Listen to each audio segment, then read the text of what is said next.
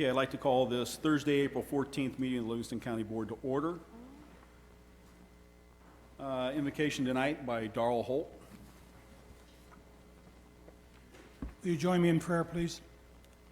Dear Heavenly Father, we pause before our meeting to give thanks for this day and for the opportunities it is providing for us to serve Thee and the citizens of Livingston County. We give thanks for our great nation and ask Thy blessing on our servicemen and women who are serving in many parts of the world, protecting our freedoms.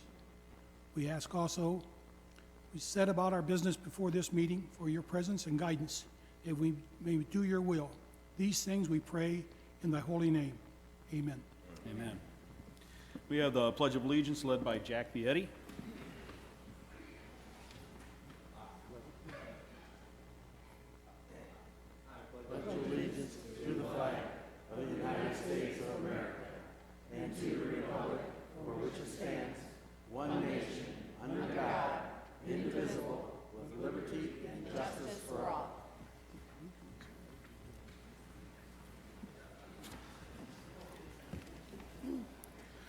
Roll call, please. Arbogast. Here. Bunning. Here. Gimbel. Carly. Weller. Here. Runyon. Here. Mays. Holt. Here. Weber. Vietti. Here. Heath. Yoder. Coleman. Present. Steichen. Here. Schaefer. Here. Ingalls. Here. Young. Here. Ritter. Gerwin. Flott. Here. Allen. Here. Fannin. Here. Kestner. Here. Peterson. Here.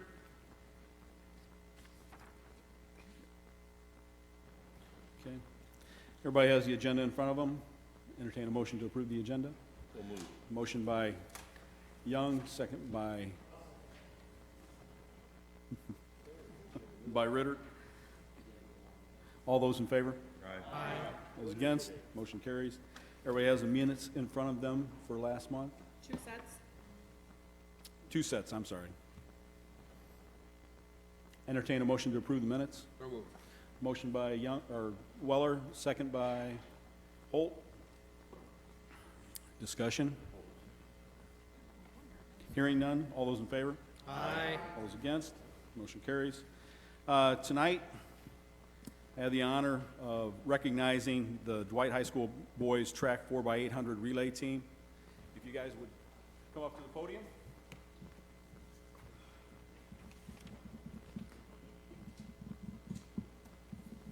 What did they do?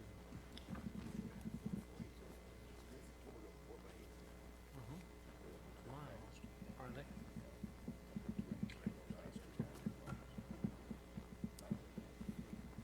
I have a resolution of the County Board of Livingston County, Illinois, recognizing the Dwight Township High School Boys Co-op track and field team.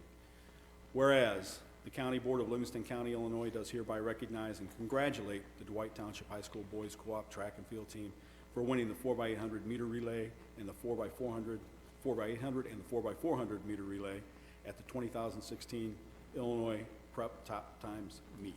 And that's a mouthful. Whereas the Livingston County Board is pleased to recognize those entities who bring great honor to the County of Livingston, and whereas the Dwight Co-op boys 3,200 meter and 1,600 meter relay squads competed in the best Class A relay teams for the 2016 indoor season, and whereas the Dwight Co-op boys 4x800 meter relay team ran a school indoor record of 8:15:44 to win the unofficial Class A state indoor championship by 6 seconds.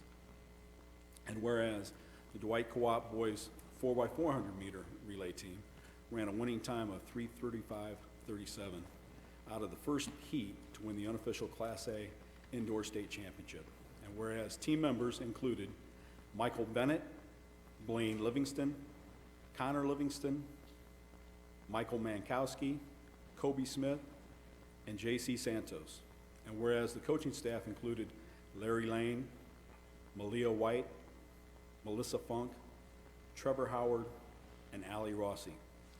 Now, therefore, be it resolved by the County Board of Livingston County, Illinois, in regular session, that it does hereby honor and congratulate the Dwight Township High School Boys Co-op track and field team for their outstanding indoor track season that ended with their indoor state championship wins in the 4x800 meter relay and the 4x400 meter relay.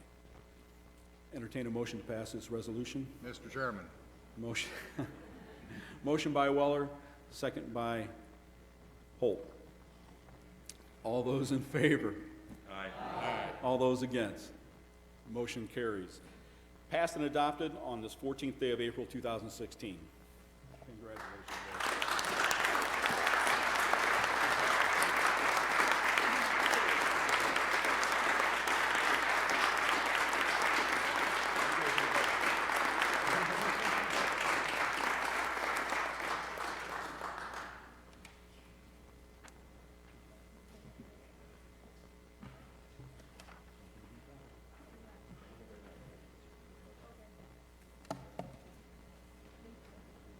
Another round of applause for these guys.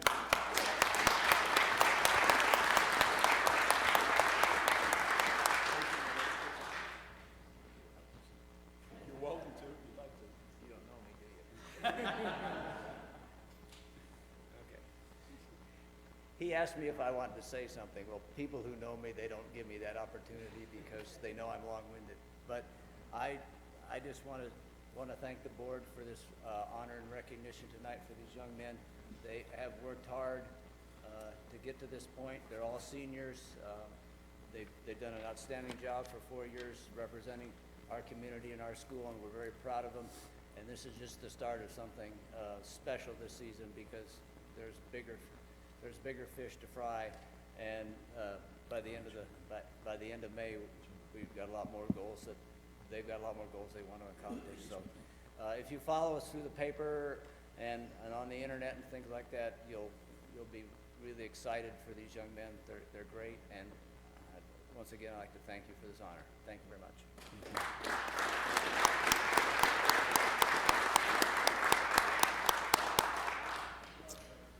Thank you. All right. Also with us tonight, we have Tanya Mack and Lori Pope from Mack & Associates with our FY 2015 annual audit.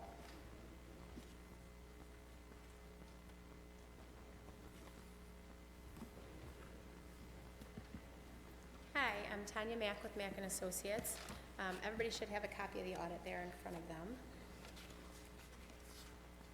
I'm not going to go into as much detail as I went into at the finance meeting, but if anybody has any questions, please feel free to stop me as I'm going through. The audit report is on page 1 of the report, 1 through 3. The management discussion analysis section starts on page 4. This is a good section to read through. If you're not going to look through the entire audit, this is a good section to take a look at and read through these several pages. It does give a snapshot of the financial highlights of the county for the year. On page 14 is the statement of net position. This does have your governmental and business type activities in here. Total assets at year end was $90.9 million. Deferred outflows of resources of $11.3 million. Liabilities of $3.3 million. Deferred inflows of $8 million, with a net position at year end of $90.8 million. On page 15, statement B, is your statement of activities. And this statement is looking for, do the program revenues, the charges for services, operating grants, and capital grants cover the expenditures of specific functions of the county? And you can see there that in the governmental activities, there is a shortfall which is relied upon by general revenues, your tax dollars that are coming in, both state and local property tax dollars as well. Total general revenues and transfers here of $12.4 million. For a net position change here of $2.2 million. You do have a prior period adjustment of $2.8 million, which is the inclusion this year of the GASB 68 being included in your financial statements for reporting for pension benefits. So that's new on statement A. On page 16 is your balance sheet for the governmental funds. Totals here, total assets of $35 million, total deferred property taxes of $8 million, liabilities of $1,020,000, and deferred property taxes of $8,037,000 for a fund balance at year end of $33.9 million. The next page just reconciles back statement C back up to statement A. On page 18 is the revenues for the governmental activities for the year. Total revenues here of $23.3 million, which is down about $35,000 from last year. Total expenditures of $23.9 million, which is up from 21.3 last year. The main area where it is up is in your capital outlay. You can see that was 924 last year and is at 3.4 million this year. Total change in fund balance here of 548,000, bringing the fund balance down, up at the end of the year, to 33.9 million. So if you look, you can see in 2013, that fund balance was at 32.4 million. It went up there to 34.5 and then has decreased here down to 33.9 million.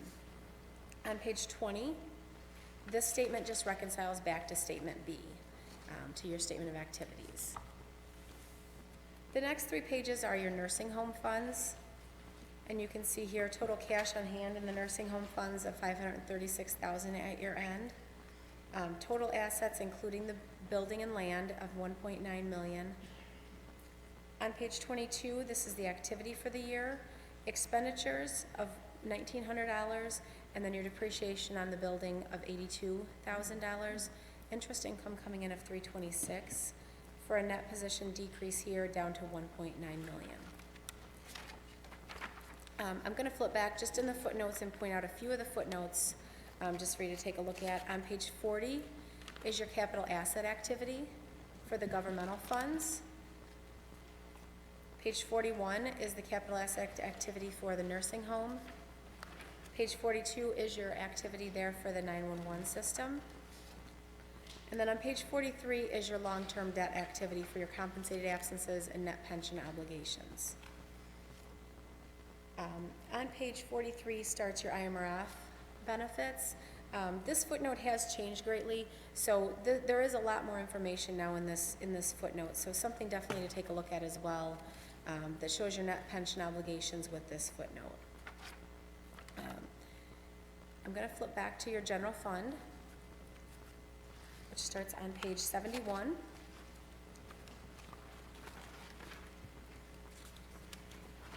And your balance sheet for your general fund is on page 71 and 72. The totals there are on page 72. Total assets and deferred outflows of 29.4 million. Total liabilities of 451,000. Total deferred property taxes of 2.7 million, for a total fund balance of 26.2 million. If you flip back to page 74, this is the summary of the general fund for the year end.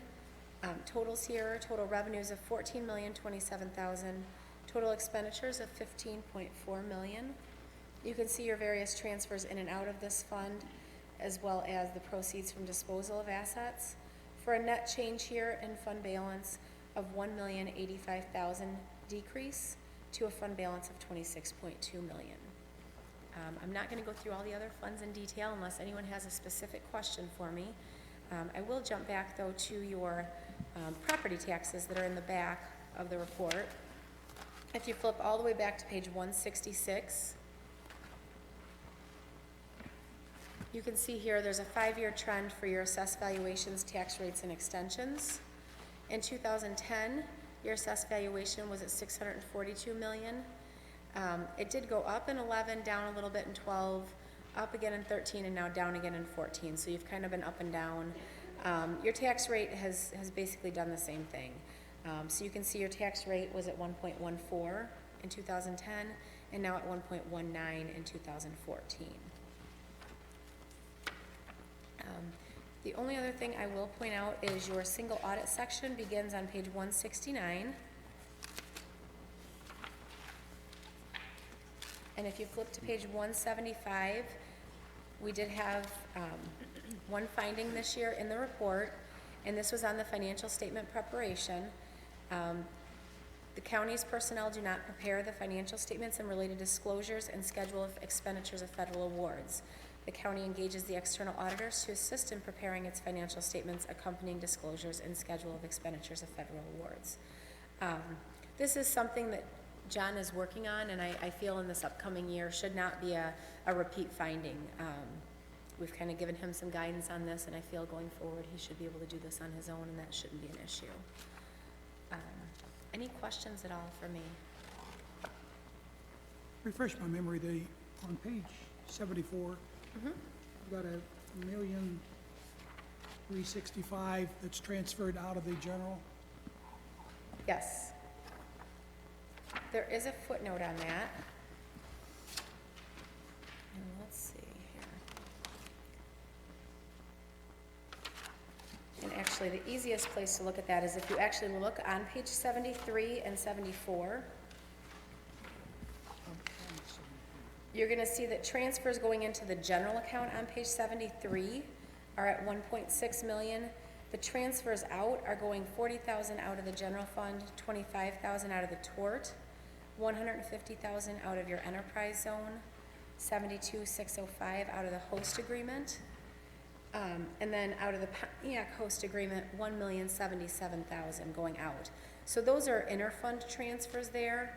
And then if you flip in the footnotes to page 57, any of your transfers that are going between other funds are all listed here on page 57. So you can see that transfers to other funds out of those general combined funds was 40,000, and going from other funds was 309,000, and then the breakout between all of those is there on page 57.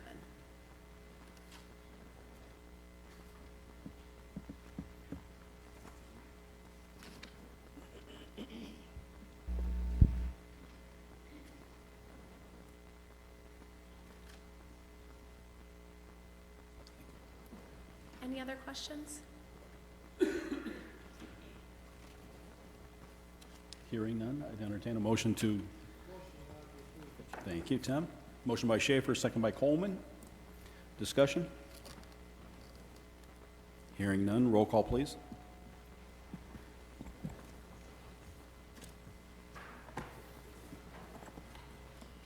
Arbogast. Yes. Bunning. Yes. Gimbel. Parley. Yes. Weller. Yes. Runyon. Yes. Mays. Yes. Holt. Yes. Weber. Vietti. Yes. Heath. Yes. Yoder. Coleman. Yes. Steichen. Yes. Schaefer. Yes. Ingalls. Young. Yes. Ritter. Yes. Gerwin. Flott. Yes. Allen. Yes. Bannon. Yes. Kestner. Yes. Peterson. Yes.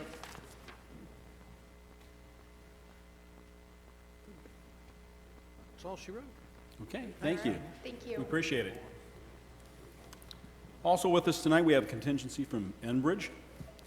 We've got Cheryl Harvey, Mike Moeller, and Scott Clark. Cheryl?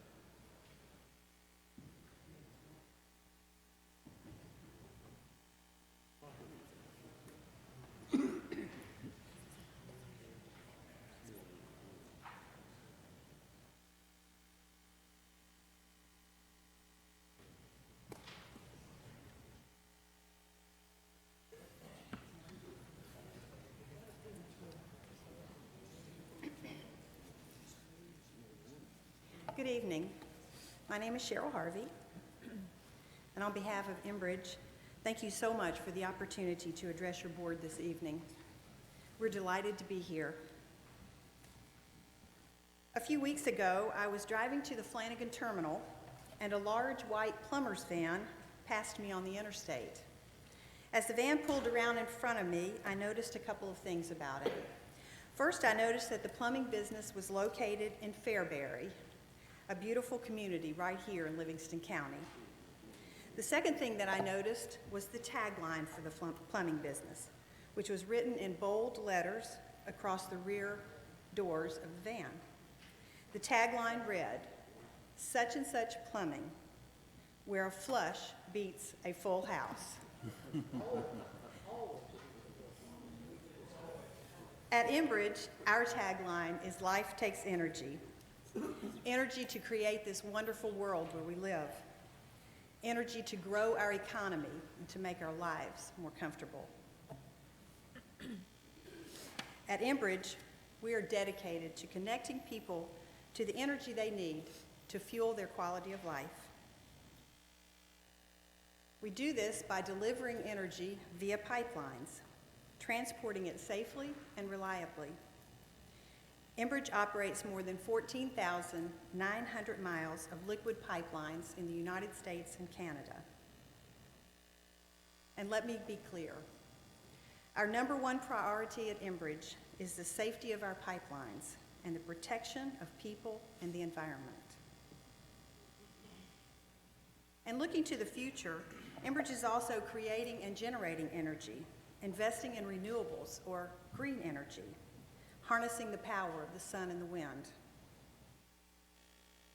Most importantly, we do all of this at Enbridge with integrity, a deep commitment to safety, and the utmost respect for communities like Livingston County and the environment. I'd like to take the opportunity now to thank all of you for meeting with me one-on-one over the past several weeks to build our stakeholder relationship. I've now personally met almost all of you on this board personally one-on-one, and I realize that many of you have sacrificed precious time away from your busy lives to meet with me. I'm very grateful for both your time and the candid input that you shared with me. Truly, these conversations were enjoyable, enlightening, and enriching. Thank you also to Mr. Adam Dantz with the Greater Livingston County Economic Development Council for helping me to arrange these valuable stakeholder engagement meetings with all of you. Now, you may recall that I asked each of you at the end of our discussions one final question, and that question was, if you could describe Enbridge in one word, what would that be? So here are the results. Now, I put these in alphabetical order, but I like the way they came out, the first word. So there's a saying that a wise man hears one word and understands two. In this case, we are very encouraged by your choice of words, and we indeed understand. Thank you. Now I'd like to introduce to you Mr. Scott Clark, who is a project manager for the Southern Access Extension Pipeline Project and the Line 78 Pipeline Project. Scott is located in Duluth, Minnesota, and he will provide you with an update on the status of these significant pipeline projects. Immediately following Scott will be Mr. Mike Moeller, who is the Senior Director for all of Enbridge's Mid-Continent assets. Mike is located in Cushing, Oklahoma, and he will update you on the Flanagan Terminal operations and ongoing maintenance.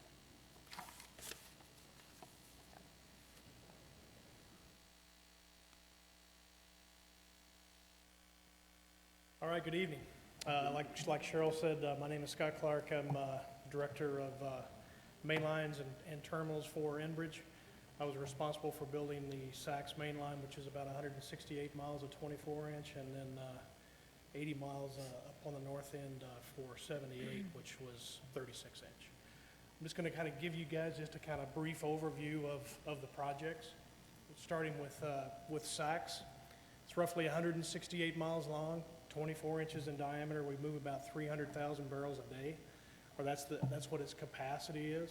I'm not exactly sure what it's moving today, but maybe Mike can follow up on that if you have questions around that. It is transporting crude oil from our Flanagan terminal here, taking it down to a terminal and making deliveries to Marathon at Patoka, Illinois.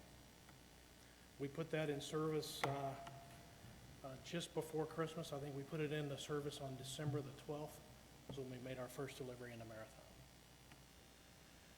It was roughly $900 million capital investment on Enbridge's part. It may be a little bit higher than that once everything is, all the dust is settled.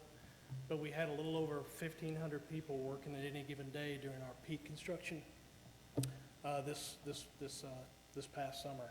2.2 million hours worked, and one of the things I'm most proud of on this project is we had a total recordable incident frequency rate of 0.06, which is just outstanding. I mean, if you get to 1, that's kind of where everybody kind of wants to be. Ours was exceptional. So no one was hurt. Everybody went home with same number of fingers and toes that they came out and started with, so it was very, very good. We had extensive outreach. I know I met with many of you folks on several occasions talking about the project and planning the project, and I know Joe thinks of us as planners, but you gotta have a plan, and if you don't have a plan, you can't achieve it. So, I appreciate the working relationship we had with this board. Is very professional, and you guys were behind us all the way. We did have roughly a $74,000 community investment associated with the Saks project. Line 78 also began at Flanagan, but this time it went north. It was a 36-inch diameter pipeline, 570,000 barrels a day capacity, making deliveries into our Griffith station, which continues on up through into Sarnia on our 6B pipeline. The last time I checked on this line, we were moving about 500 of that 570. The challenges that we had with these pipelines that we built last year was rain. I don't know if all of you remember it, but it was a tremendously wet season out there, and it just made pipeline construction extremely difficult. What we have left is well, I'll kind of give you the details on 78. It's roughly $541 million investment on that pipeline.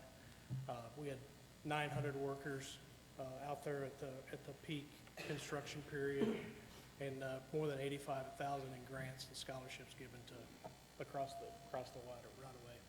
But getting back to restoration, what we've got left on 78 is predominantly in Livingston County.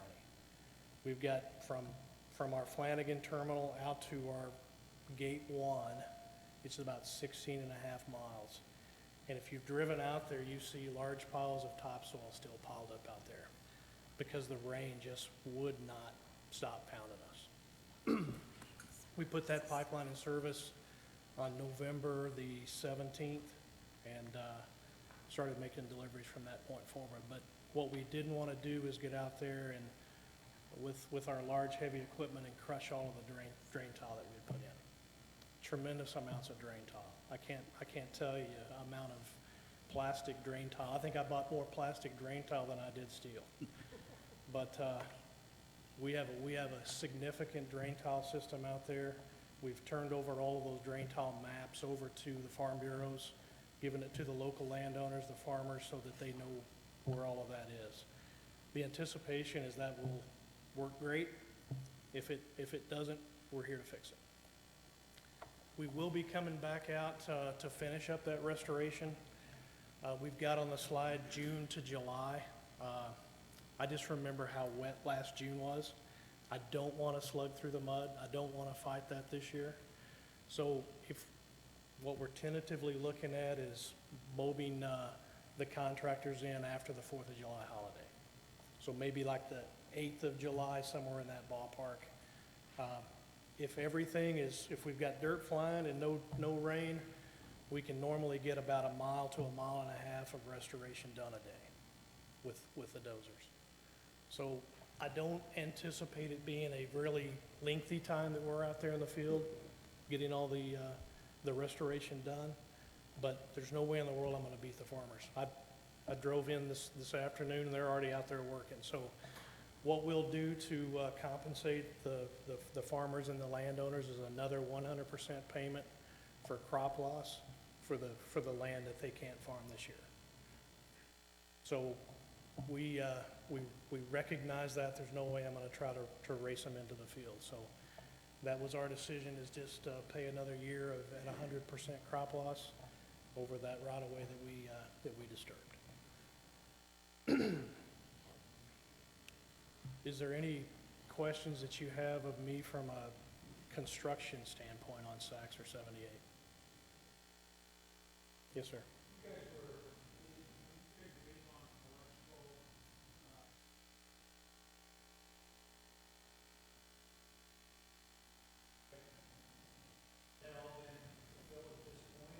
Yes.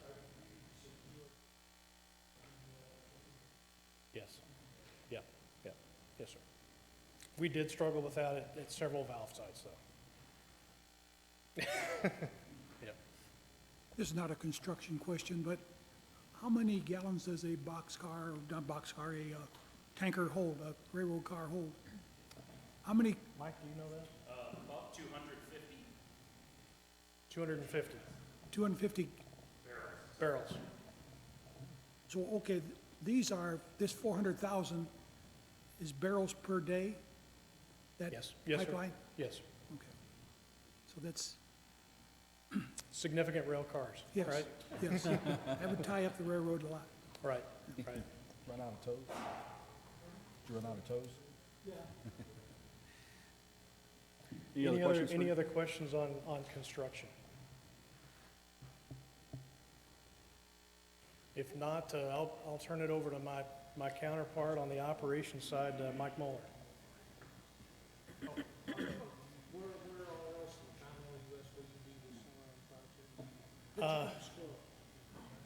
Yeah, this summer, as far as major projects on Enbridge's side, what we're doing is we're planning the Sandpiper Line 3 pipelines. No construction will take place in 2016. But those are all up in Wisconsin, North Dakota, and Minnesota. Anything else? Thank you, Scott. Okay, thanks.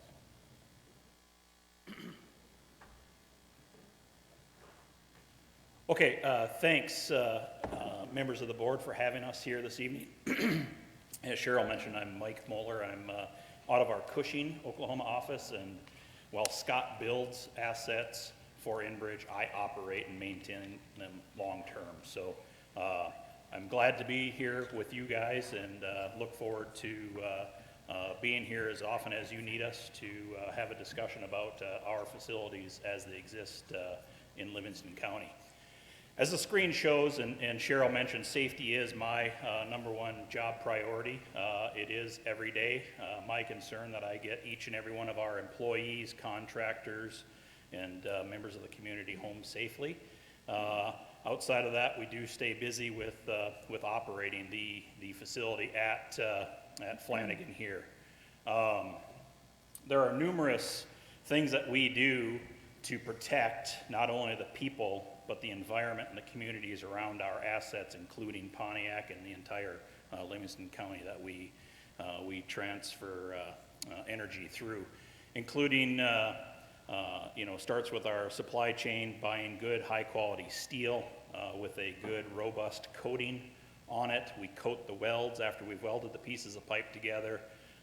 We have the cathodic protection where we impress a current on the pipeline in case there is a defect on the coating. Then that system, much like the SCAG on your boat motor, will have a sacrificial anode that will corrode versus the steel in the pipeline. We have a 24-hour monitoring manned system along with numerous technologies on the pipe to monitor pressures and flows. That sits in Edmonton, Alberta. And each of the pipeline markers that you see as you drive up and down the roads in the county here have an 800 number that is answered 24/7 in Edmonton. We do have routine aerial patrols, so you should see a helicopter or a fixed wing patrol pilot once a week fly over. We're looking for anything unusual, be it vegetation, kill, or anything that may resemble a leak or some other issue. Also looking for encroachments onto the right-of-way, erosion, those sort of things. In the lower picture on the lower right-hand corner is what we would call an inline inspection tool. That's another technology that we employ on our pipelines to ensure that we can find any sort of anomaly or an indication before it becomes a problem. Three basic technologies there. One's looking for ovality or dents in the pipe, so it's no longer circular, it's had a dent or something like that. Another technology will look for metal loss, rusting away, the erosion of the metal itself, and another technology will look for cracks in the metal. So while they don't have a tool that does all three well together, we do send those independently through the pipeline. And one of the biggest things that we do is our emergency response planning. We've got a large, what we call integrated contingency plan approved by our regulators, the Environmental Protection Agency and the Pipeline Hazardous Materials Safety Administration, that we are required to have our personnel trained up and have a cache of equipment ready at the go in the unlikely event of an emergency response. At the Flanagan Terminal, you guys drive by this more often than I do. I wish I was up here more often, but from a historical perspective, Enbridge purchased the assets in 2005. We acquired some land to the east of the highway, and now we encompass about 230 acres there. We have all liquids in our pipeline, so crude oil is what is in the tanks that you see north of town, as well as the 5 pipelines that go out of Flanagan to their destination, and of course the one pipeline that comes into Flanagan here. You've watched the growth. You guys live here. You've seen the growth over the years, and with that, we've had our workforce grow immensely, from about a half dozen people to, upwards of 40 people today. And with our operations, while it's not 24/7 on site, we do have people there every day for 12 hours during the day. 16 above ground oil tanks and another one being built. So I think as you drive by there tonight, you'll see all but one of them painted, and that one is under its final construction and will be painted this year. This is a bit of an infographic on the Flanagan Terminal. So again, as I mentioned, there is one line that comes into Flanagan here, what we call Line 61, or Southern Access. We use those terms interchangeably. It has an ultimate capacity of about 1.2 million barrels per day. It comes down from Superior, Wisconsin, and then goes into the tanks that you see. Out of the tanks, they go into a manifold, and that manifold can feed the 5 pipelines that exit Flanagan. So if you guys know the Enbridge history, when we acquired the asset, what was called Spearhead Pipeline flowed from Cushing into Chicago. We bought that pipeline, reversed its flow, at least reversed its flow from Flanagan to Cushing, and then the part of Spearhead that flowed from Flanagan into Chicago, we kept in that direction, and that's what we call Line 62. Line 62, excuse me. So Line 55, if you can keep up with me, is really one pipe at Flanagan. Some of it flows north on Line 62, some flows south to Cushing on Line 55. Line 59 is Flanagan South. It's a 36-inch pipe, went into service in December of 2014. And then, as Scott mentioned, new in the holiday season are Lines 63 and 78. You can see their destinations there with 55 and 59 laying next to each other, going to Cushing. Line 62 goes to another terminal of ours in Indiana, as does Line 78, and then 63 goes down to a terminal hub where several operators exist in Patoka, Illinois.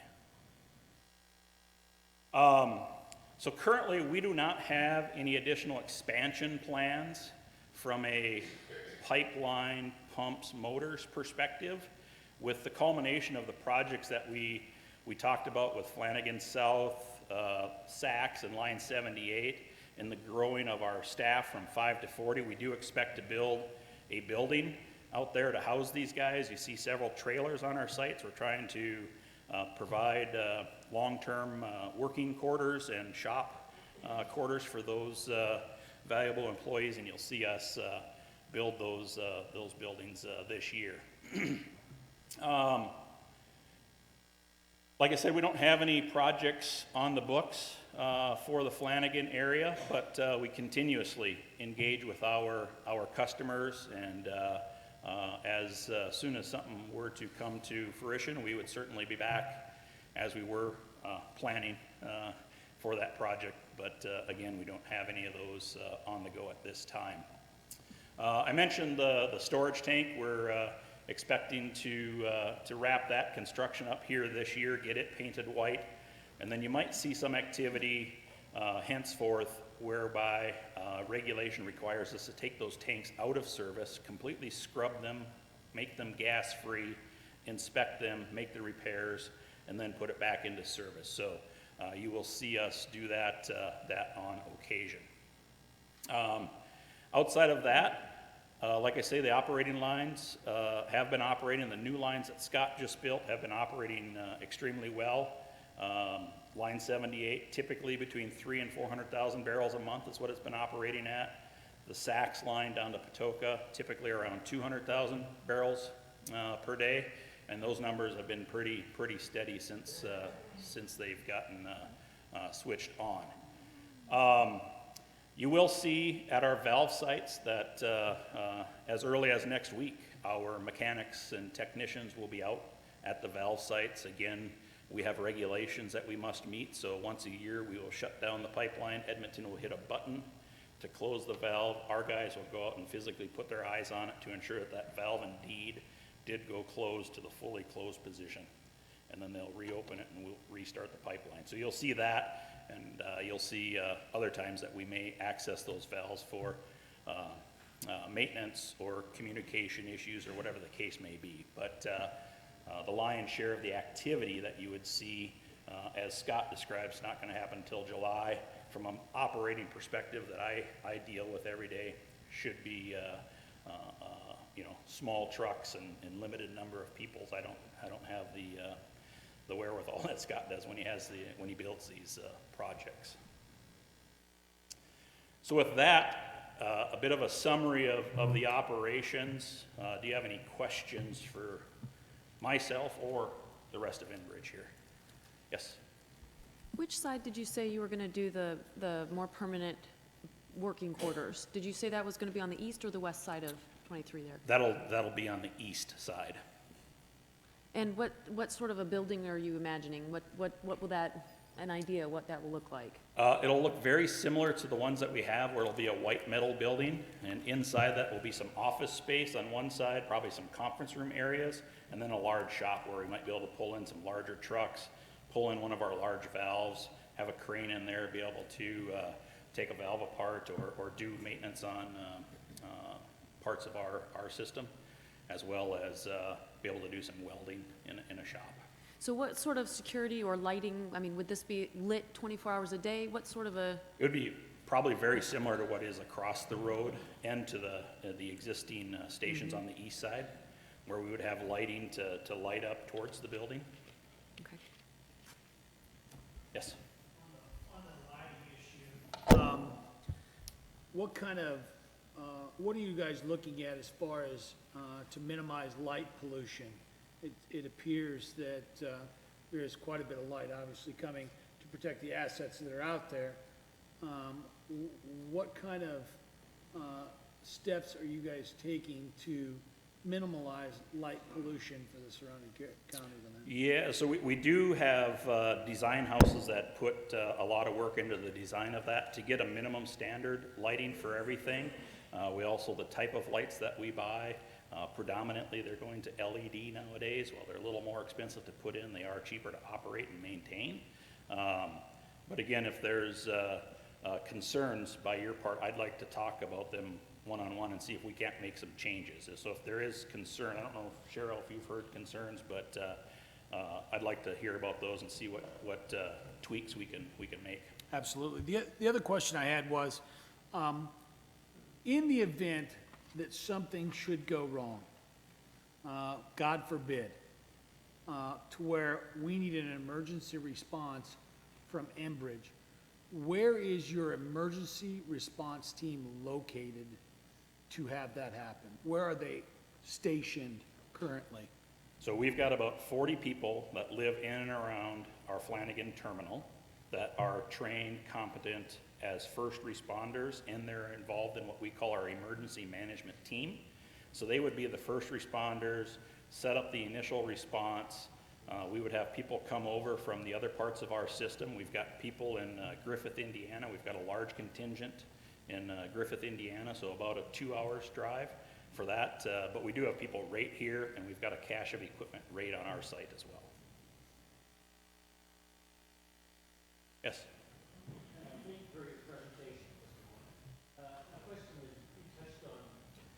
Can you use your mic, please?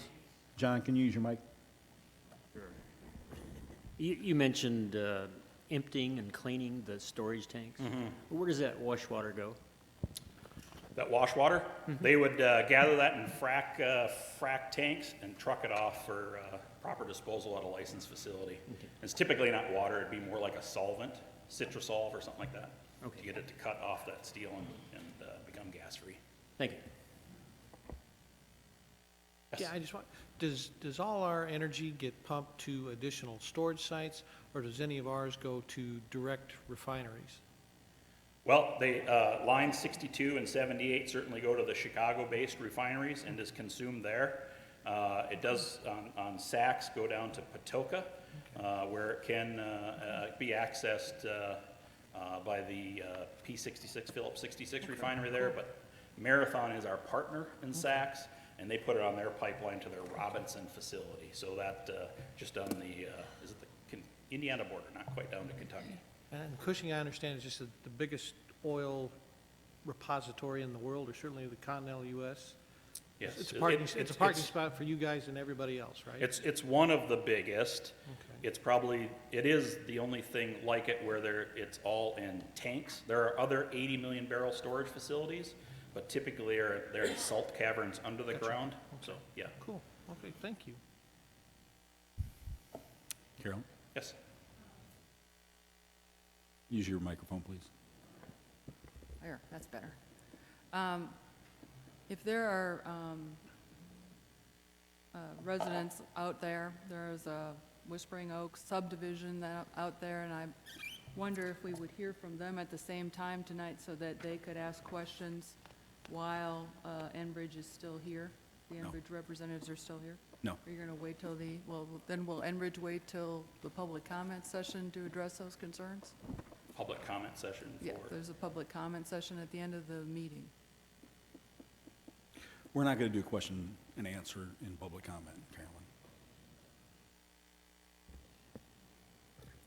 Well, then I'll make my comment, which was that when I met with Cheryl a while back, I expressed the concern when there was an open-ended question as to whether we had any concerns, and I expressed my continuing concern for the residents of Whispering Oaks, which is a small subdivision of 7 homes out there. And we had a good discussion about it. There was some question about some of the facts, so I met with the residents and I clarified some of those facts, and I got their point of view as to what was going on and whether they were being treated fairly. And their response was very clear, that they wanted to be bought out because they don't feel safe out there and they don't feel that their property values are going to, and they have some evidence to that effect from appraisals.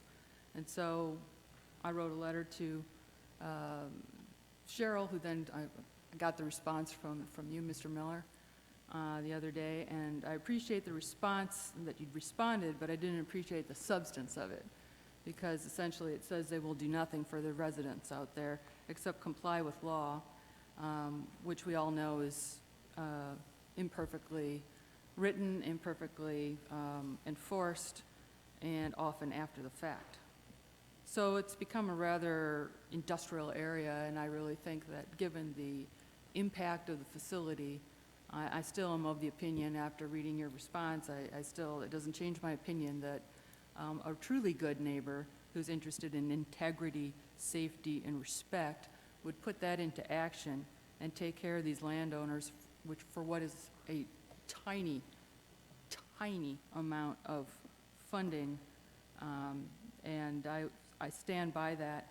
I will make it my business to try to make sure that the county and the state, and maybe even the feds, are fully enforcing. We're in a rural area. Enforcement, as we all know, is difficult, especially when you have the state authorities are far away. But I think the county should do whatever we can to support and protect our residents through enforcement of the existing laws and being vigilant and backing them up should they need to make complaints. Okay, thank you. My comment. Any other questions for Mike? Joe? Thank you, Mr. Chairman. I got a couple questions for Cheryl, if you wouldn't mind sharing the microphone, Mike.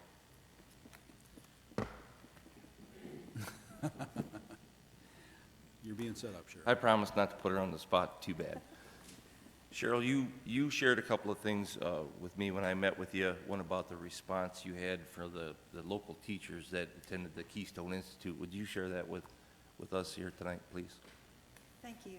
Yes, so Enbridge was able to sponsor 2 teachers here in Livingston County for a program in Colorado. It was, I believe all you probably are familiar with this program, training for environmental teachers, and it's got a great note from both teachers and how appreciative they were being able to learn best practices and network with teachers that are teaching the same thing. And so Enbridge was excited to be able to involve them. In fact, there are very few teachers that actually participate and very few in Illinois that have gone. And so we had 2 actually from this county.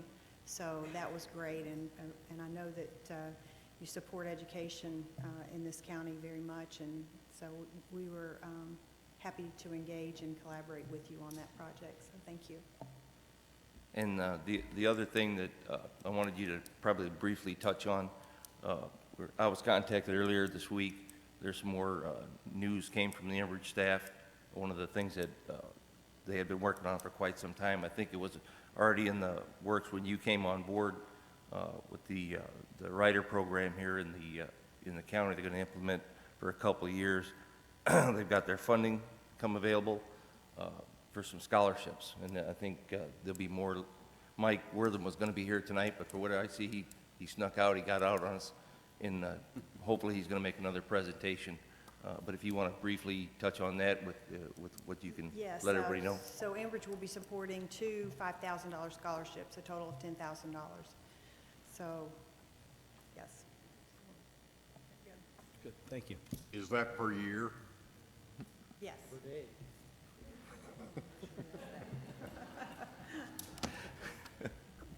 And I think that's one of the open subjects. It's either going to be 2 $5,000 scholarships or maybe 5 $2,000 scholarships, depending on how many kids in the county meet the criteria of, I think, what is there, 9? Is there 9 high schools with equity in the county, I believe? So, and it looks to be that could be implemented hopefully here pretty quickly. Great. Thank you, Cheryl. That wasn't too Cheryl. bad, was it? No, not too bad. All right, well, we thank you for coming tonight. We appreciate you Closing coming. remarks? Oh, yeah, I'm Is that all sorry. right? Okay, thank Don't want to you. cut you off. Yep. So to close this evening, I would like to share a story about a young man. His name is Mark. Mark was a bright university student who was studying engineering. And one day, Mark entered his calculus class, and the professor announced that he was handing out a pop quiz. Mark was really not concerned because he was a very good student and he was always prepared for his class. Does anybody have nightmares about that? I still do, going and having a pop quiz. So the professor announced that there were 10 questions on the pop quiz, and the students had 30 minutes to complete it. So Mark turned over the paper and he began answering the questions. He breezed right through the first 9 questions, and when he got to the 10th question, he was really stumped. He read the question, reread the question, but he had a hard time figuring out how to answer it. The question was really simple. It was, what is the name of the custodian who cleans this building? The professor even added a little hint. He said he can normally be seen right outside of this classroom every day, sweeping the hallways and emptying the trash. And he's been doing this for nearly 25 years. So what is his name? Mark placed his hands on his head. He was totally frustrated. Not only did he not know the name of this custodian, he couldn't even recall seeing a man fitting this description, nor anyone, for that matter, who was outside of the classroom sweeping and cleaning the floors. Seeing that time was running out, Mark turned the quiz in, leaving the last question blank. When the class was over, Mark went up to his professor and said, "Sir, "You're not going to count that last question against us, are you?" And the professor said, "Well, yeah, Mark, I am absolutely going to count it. So why do you ask?" He said, "Well, because it's not fair." He said, "That question had nothing to do with calculus." And the professor said, "You're right, Mark, it has nothing to do with calculus, but it has everything to do with your career." You see, when you graduate from this university and you're going out into the work world, you're going to be impacted by many people. You're going to have the opportunity to engage with them both socially and professionally. So you need to learn that people are significant. All people are significant. Whether they are your customers or your clients or just acquaintances, they all have significance. They all have the potential to affect your life. So at the very minimum, you need to at least acknowledge them, perhaps say good morning or how are you doing. But to be truly successful, you need to take the time and the effort to engage with people, to get to know them, to find out what's valuable to them, and just as importantly, for them to get to know you. I share this story with you because I want you to know that at Enbridge, we recognize the significance of people. And more specifically, we understand the value and the extraordinary importance of our stakeholders. We have a corporate initiative at Enbridge called Stakeholder Engagement. And that's really just a fancy way of saying that we care about developing positive, trustworthy, and sustainable relationships with our stakeholders. And by the way, Mark went back to the professor the next day and he said, "Professor," he said, "his name is Virgil." So this evening, we want you to know that Enbridge knows your name. In fact, we know all of your names. So, in closing, let me say thank you to Marty, Vicki, Kathy, Kelly, Justin, Jason, Jack, Daryl, Joe, John, David, Jim, Carolyn, Mark, Tim, Paul, Mike, Stan, Ron, twins, Bob and Bob, and all good families have triplets, Bill, Bill, and Bill. So we appreciate your service to Livingston County. We appreciate the positive relationship that you have with Enbridge, and we appreciate the time and attention this evening. Thank you. Thank you, Cheryl. Appreciate you making the trip. Gentlemen, appreciate you coming out. All right, moving down to the consent agenda. I would entertain a motion to approve the consent agenda. So moved. Motion by Young, second by Arbogast.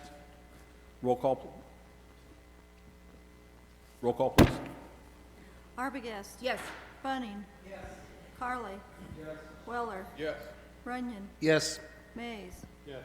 Holt. Yes. Weber. Fieri. Yes. Heath. Yes. Yoder. Yes. Coleman. Yes. Steichen. Yes. Schaefer. Yes. Ingalls. Yes. Young. Yes. Ritter. Gerwin. Flott. Yes. Allen. Yes. Fannin. Yes. Kestner. Yes. Peterson. Yes. Okay, before we move on, if it so moves the board, I would like to move the administrative committee up to right ahead of highway. Any objections? No. No. Okay, thank you. Administrative committee, tonight we have the intergovernmental agreement with City of Streeter over the Smith Douglas property. Tonight we have Scott Wright and Mayor Lansford here.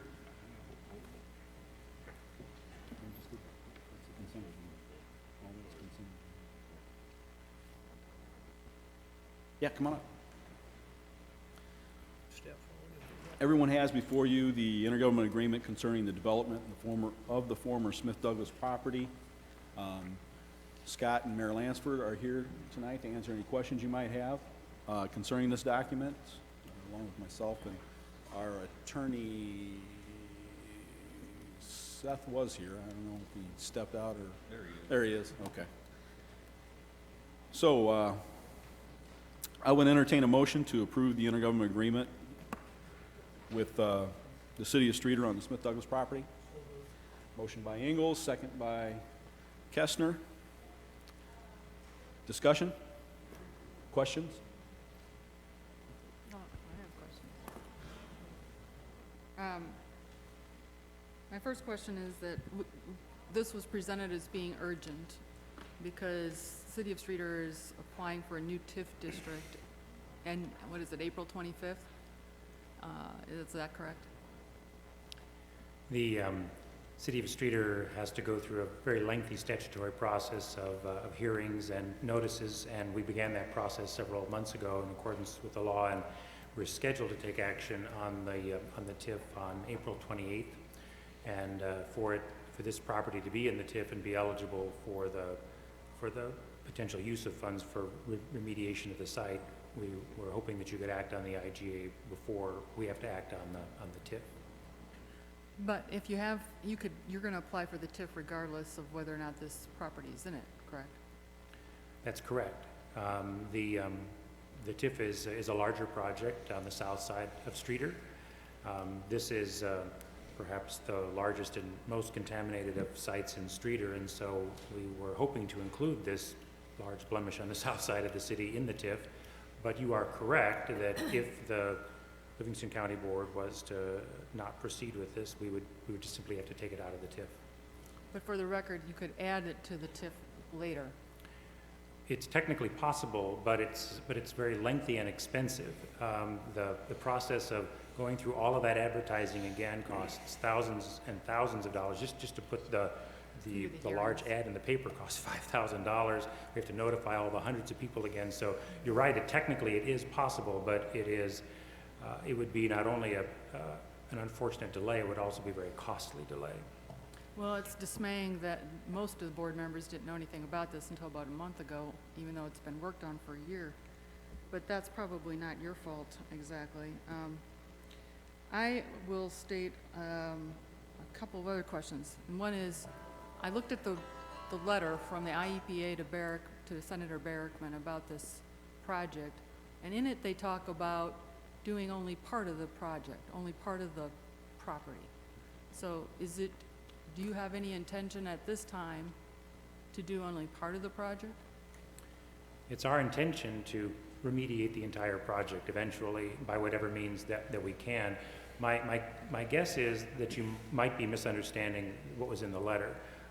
As I mentioned at the administrative committee meeting, I don't believe that all 7 parcels are contaminated. There's 7 parcels that make up the Smith-Douglas site, but I don't think that all 7 are contaminated. So it could be that it's a reference to the fact that the entire parcel hasn't been evidenced of contamination. Well, it specifically talks about cleaning up or demolishing the buildings, and only that part of it as a possibility, and that the brownfields would actually cover the asbestos remediation of those buildings. So that could be done separately from the gypsum pile. I can't speak to that. I can certainly speak to the City of Streeter's intention, which is that the whole site be cleaned up. As you know from your review of the file, there was only a partial remediation done several years ago when somebody was hired to take out some pieces of the building, and they only did a partial remediation. We were not a party to any of that, but it remains our intent to clean up the entire property. It's been derelict for 30 years, and something needs to be done to it, and that needs to be addressed comprehensively. But you have no comprehensive plan for any potential development? Our first step is to acquire the property so that it could be, because we can't bring brownfields money to bear unless the city owns the property, for starters, and it can't be in the TIF unless it's annexed. So that's the first step. We do not have a potential buyer, and we don't have a cleanup plan in place yet because these first steps have to be in place. I mean, and unless we own it and it's in the TIF, then those remediation measures and resources aren't available to us, and we can't get to the next step. The brownfields program that's mentioned in that letter seems to be capped at $200,000 per grant, and you're allowed a maximum of 3. So that's about enough money to fence the site. A brownfield is only one of the measures I think that are available to us. The other is TIF funding, if it's in the TIF. Let's see. In the brownfield guidance, the guidance that's put out by EPA says that you can have groups of local governments. So it would have been very easy to have a consortium address this site since it is close to Streeter but in Livingston County. And I'm disappointed that that wasn't done. It would have been a much more, as you admitted the other night, it's a kind of a partnership deal, and it would have been nice to do it as partners. I will just say for the benefit of the board members, that for all these reasons, and also because representatives of the township were there, or one representative of the township was there, and Dave Fulkerson said that the township was 100% against the annexation. So I would like to know more about why they are against it, and I would like their input to matter into the process. Townships are recognized as a unit of local government for the brownfield program that was identified. So I think they should be involved. Okay, thank you. Thank you. I had a question. Carl? Yes, Go ahead. thank you. Yeah. It's my understanding that this agreement, both your attorney and Seth has reviewed it, and it addresses their concerns, or his concerns? The city attorney and Seth, and I believe Tom Blakeman, your special Yes. counsel, have all reviewed this, and all of their concerns have been addressed. Yes, sir. Is there any way Seth could come up and so we can all hear that out of Seth's mouth?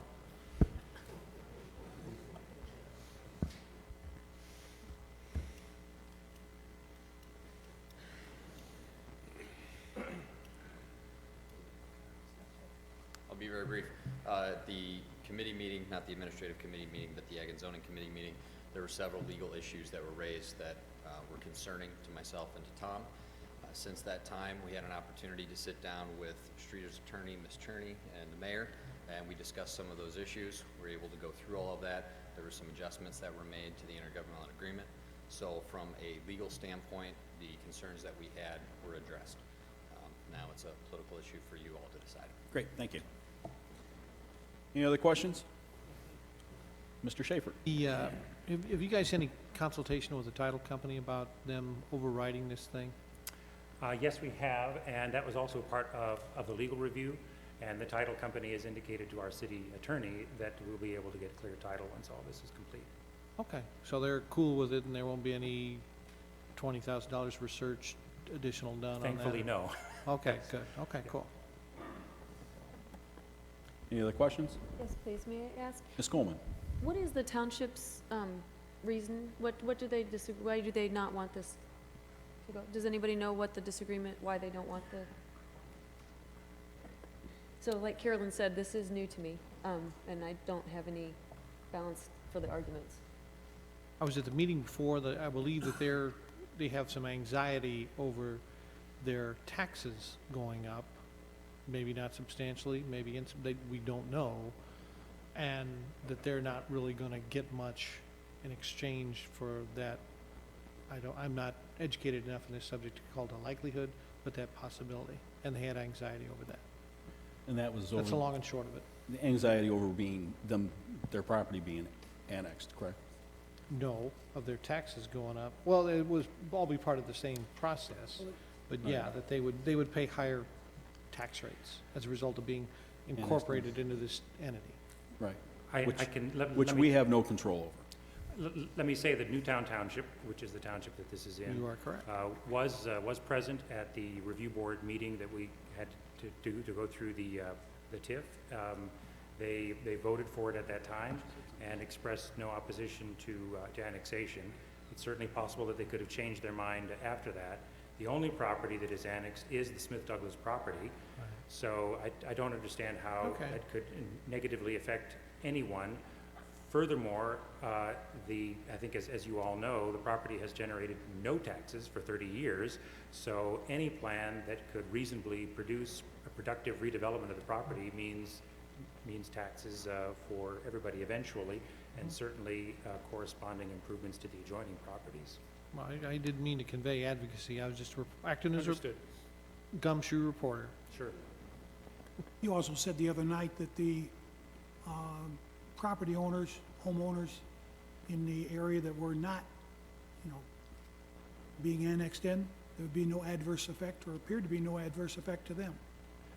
In fact, I would think that there would be a positive impact. I mean, who wants to live next to a site that's that's contaminated. We are not annexing any residential properties around the Smith Douglas site. Okay, good. Any other questions? But for the record, you admit that the IDPH has repeatedly found that there's no public health hazard associated with this site. No. There's only there is an environmental hazard, and obviously, I mean, everybody would love to see it cleaned up. It's just been a problem site in the sense of it's hard to redevelop. But I would like to see the pathway. I would have liked to see a cooperative development. So, but that is in the documents that were sent to me, that it's not a public health hazard unless sorry, you four-wheel on it, in which case you're trespassing, which you shouldn't do. I don't believe that it's an uncontaminated site. Certainly it is a difficult to develop site, so. Comment, Mr. Chairman? Mr. Weller? Well, I certainly concur with a number of Carolyn's concerns. What was it, Stan, about 30 years ago when we last inspected that property? And to tell you the truth, I'm not sure we should have been on that property.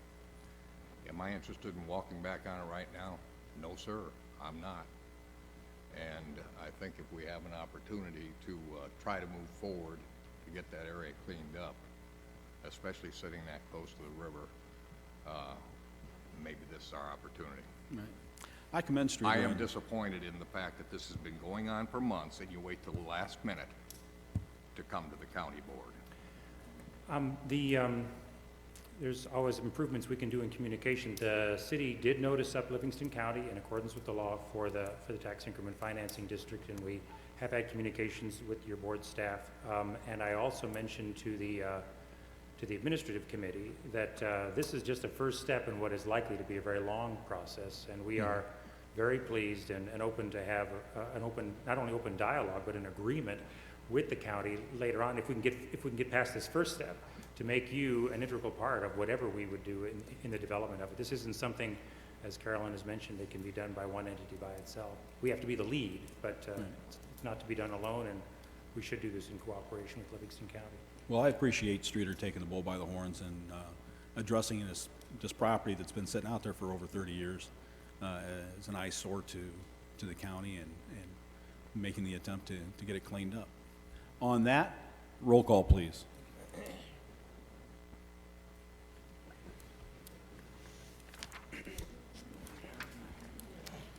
Arbogast. Yes. Bunning. Yes. Carly. Weller. Yes. Runyon. Yes. Mays. Yes. Holt. Yes. Weber. Yes. Vietti. Yes. Heath. Yes. Yoder. Coleman. Yes. Dyson. Yes. Schaefer. Yes. Ingalls. Yes. Young. Yes. Ritter. Yes. Gerwin. Lot. Yes. Allen. Yes. Bannon. Yes. Kestner. Yes. Peterson. Yes. Thank you, Thank you, Mr. gentlemen, appreciate it. We also have the 2016 strategic plan summary. It includes the minutes of the work sessions. Everybody got a copy of that, and take a look at it. Any questions, concerns? Are you looking for a motion? I'm looking for a motion. Motion to approve. Motion by Flat, second by Holt. Discussion? Hearing none, roll call, please. Arbogast. Yes. Bunning. Yes. Carly. Weller. Runyon. Yes. Mays. Holt. Yes. Weber. Vietti. Yes. Heath. Yoder. Coleman. Styson. No. Schaefer. Yes. Ingalls. Yes. Young. Yes. Ritter. Gerwin. Yes. Flock. Yes. Allen. Yes. Bannon. Yes. Kestner. Yes. Peterson. Okay, thank you. All right, Highway Committee, Darrell Holt, Chair. Thank you, Mr. Chairman. We have some letting results, which Clay will enlighten you with. Hello. So, the letting results, we didn't have that on this particular action agenda. It was still We on have this- two federal aid agreements on this action agenda. We were able to include with these federal aid agreements, there's a resolution appropriating money from county aid to bridge for the local share plus the county share of this. The state is now requiring that to be a part of the federal aid agreement. These two agreements, the first one is for Asmund Road District, and the second one is for Edwards Point Road District. So this is the last part to complete the construction of these two bridges. The letting is set up for June 10th, providing we get right-of-way certification from IDOT. So we would ask for the board to pass these two agreements. Motion to approve. Motion by Holt, second by Runyon. Discussion? Hearing none. Roll call, please. Is this both resolutions Both. with one call? One call. Arbogast? Yes. Bunning? Yes. Harley? Yes. Queller? Yes. Runyon? Yes. Mays? Holt?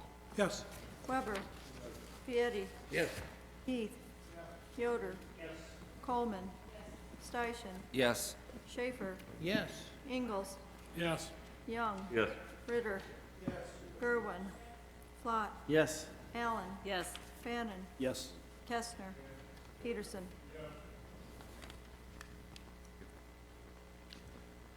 Thank you, Clay.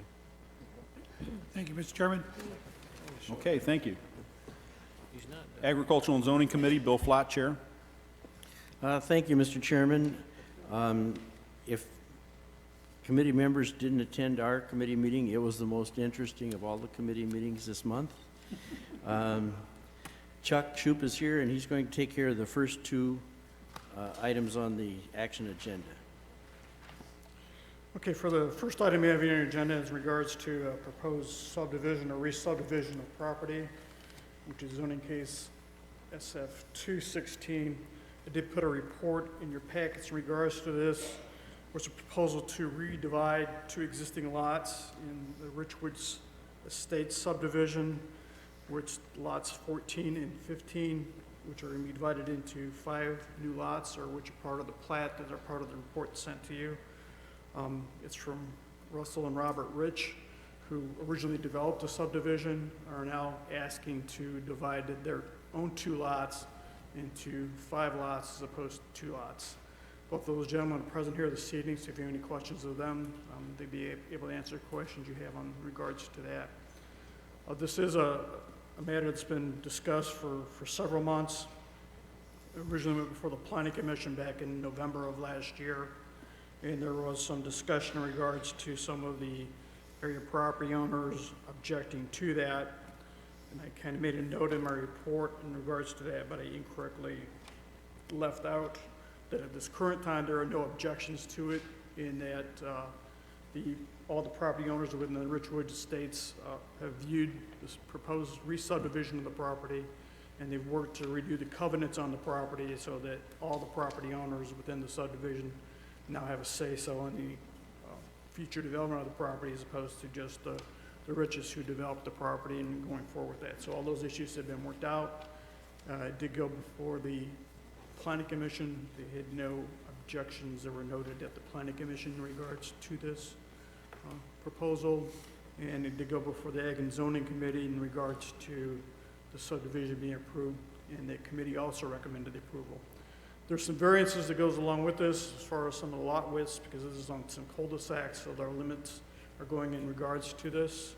The variance portion, due to the way the state or the county regulations are written on this, would require or requires the Zoning Board of Appeals to review the variances for the lot widths.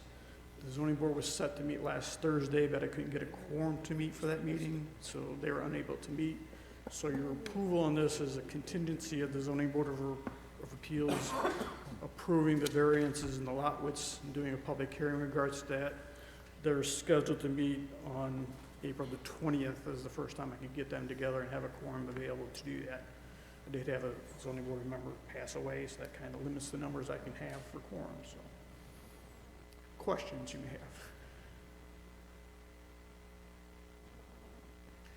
Hearing none, I'll move that we approve that with the provision that you suggest. Motion by Flott, second by Arbogast. Discussion? Hearing none. Roll call, please.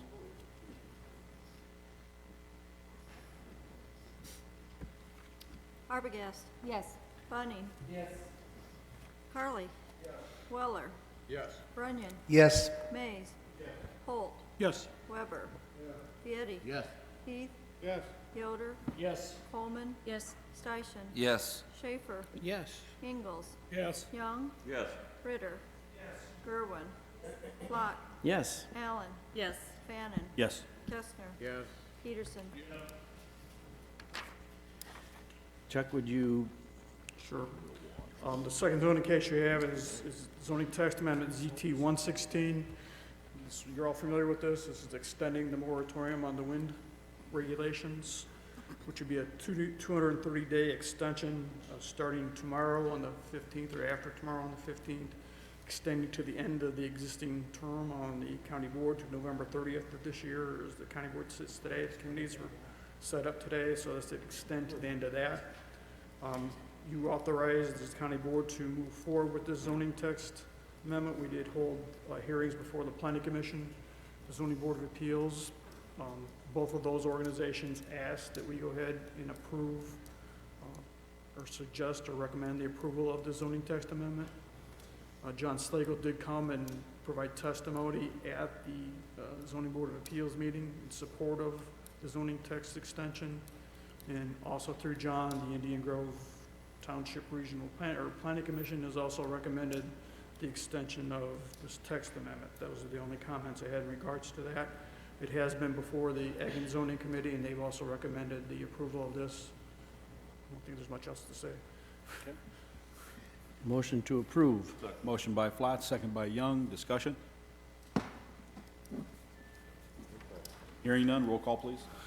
Arbogast. Yes. Bunning. No. Carly. Yes. Weller. No. Runyon. Yes. Mays. Yes. Holt. Yes. Weber. Vieti. Yes. Heath. No. Yoder. Yes. Coleman. Yes. Steichen. No. Schaefer. Yes. Ingalls. No. Young. Yes. Ritter. Yes. Gerwin. Yes. Flott. Yes. Allen. Yes. Fannin. Yes. Kestner. Peterson. Thank you, Chuck. Thanks for your work on the previous zoning case, too. I know it took a lot of work to get all the parties together and come to an agreement about that. At our meeting, residents of Whispering Oak subdivision were present with concerns about possible expansion of the Enbridge pumping station. Their ultimate wish is that Enbridge would purchase all of their homes, as they really do have some environmental concerns. We'll be hearing more from them in coming months, I'm sure. The next thing we discussed was the wind energy ordinance. We continue to hammer out changes to the ordinance. We're actually going to take a day on April 26th. We're going to start at 4 p.m. and hopefully we're going to get that thing all hammered out. I guess I told you we would have that done for this session.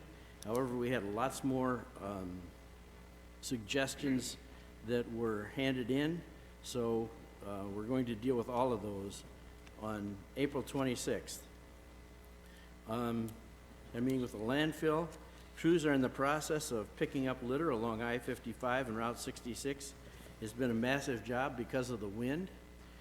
It seems like they get stuff picked up, and a couple days later, there's more sacks in the fences.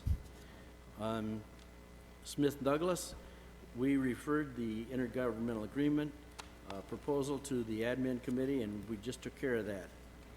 911, delayed funding of 911 by the state is a real concern to our 911 operation. Lots of work is being done to bring the Stillman software on board. Just lots of little kinks to work out, mainly with getting software into computers. We will begin dispatching calls for the city of Streeter on April 26th. That concludes my report, Mr. Chairman. Okay, thank you. Mr. Chairman? Ms. Gerwin. I had a question for Chuck. I wondered if you could tell us about recent correspondence with Iberdrola. Is there an update on that? Reference to what? Oh, wind farm, Iberdrola, not Invenergy. Did you have any recent correspondence with them? About them redeveloping their Deer Run, I mean, are you talking about them? Well, anything.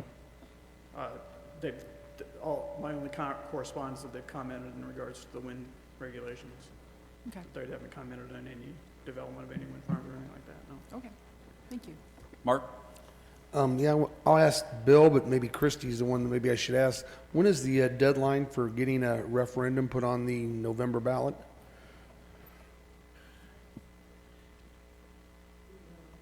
Alina? August. In August. I can August. go down and check, because I've got the calendar down there. I know that Chuck has told us before. Is it early August? Okay. And am I under the understanding that we still have not heard back from the Attorney General's office on this? That's correct. That's correct. Okay. Anybody else? Okay. With this board's consideration, Ms. Coleman has to leave, and if it is okay with you, I'd like her to go ahead and give her Livingston County Housing Authority report now.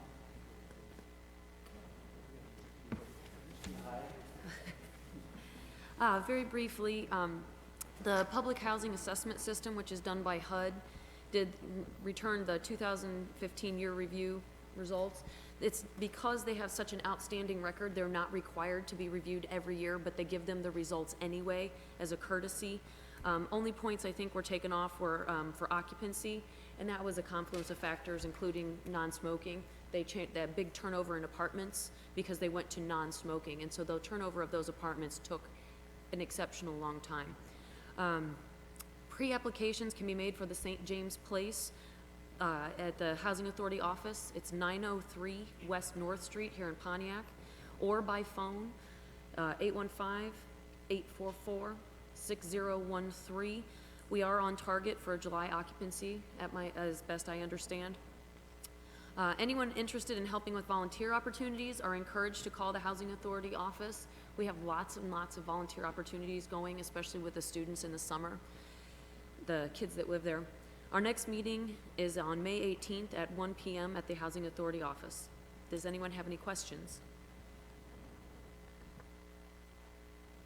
Nope. Thanks. Okay, thank you. Finance Committee, Tim Schaefer, Chair. Thanks, Mr. Chairman.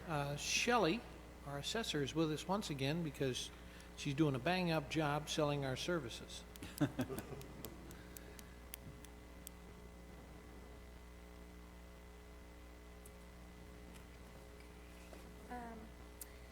You have an intergovernmental agreement with Streeter. It's just like the one that we did with Pontiac.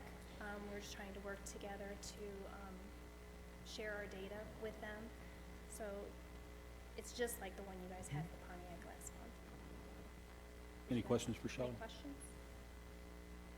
And with permission, Mr. Chairman, could we do this secondary one in tandem? Because what we've discovered is that this is indeed a popular thing. A lot of people do use this. They do want to work with us on that.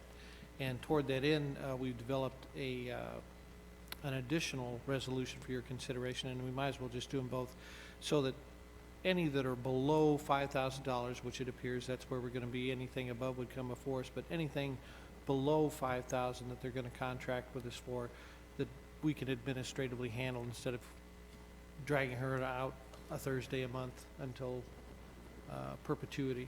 Okay. So, is that okay? Yes, that's fine with me. Then I would motion that both those resolutions be handled at once. Motion for A and B, second by Weller. Discussion? Hearing none. Roll call, please. Arbogast. Yes. Bunning. Yes. Carly. Yes. Weller. Yes. Runyon. Yes. Mays. Yes. Holt. Yes. Weber. Yes. Vietti. Yes. Heath. Yes. Yoder. Yes. Coleman. Oh, she's absent. Station. Yes. Schaefer. Yes. Ingalls. Yes. Young. Yes. Ritter. Yes. Gerwin. Yes. Lott. Yes. Allen. Yes. Bannon. Yes. Kestner. Peterson. And the next resolution for consideration, Mr. Chairman, has come up, it's a situation that frankly has come up here in the last 30, 45 days regarding a bridge in the county, which is out of service. And if Clay was kind enough to explain a little about the background of this particular bridge and the circumstances in which we find ourselves.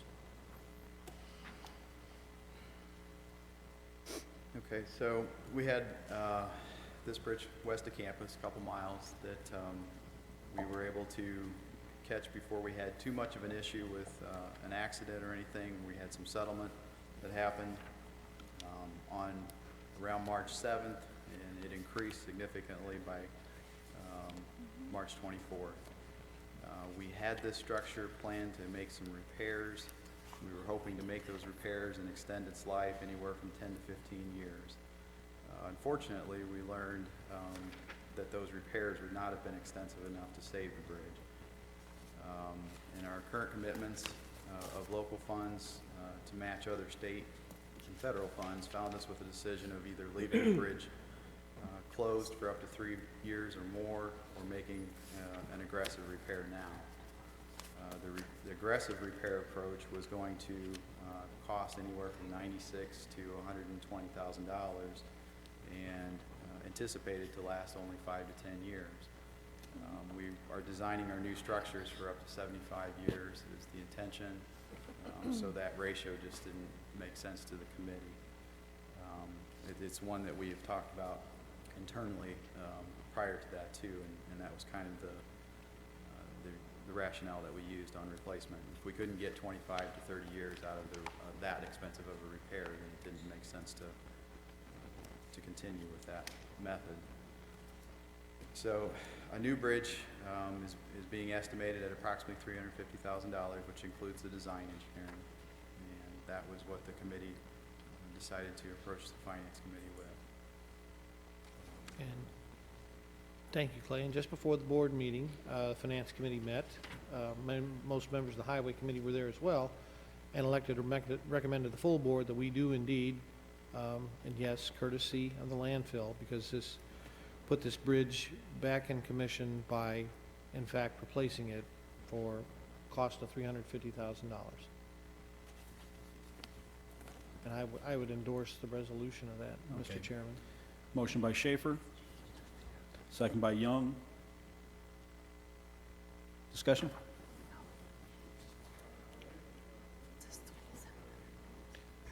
Microphone, please, Ron.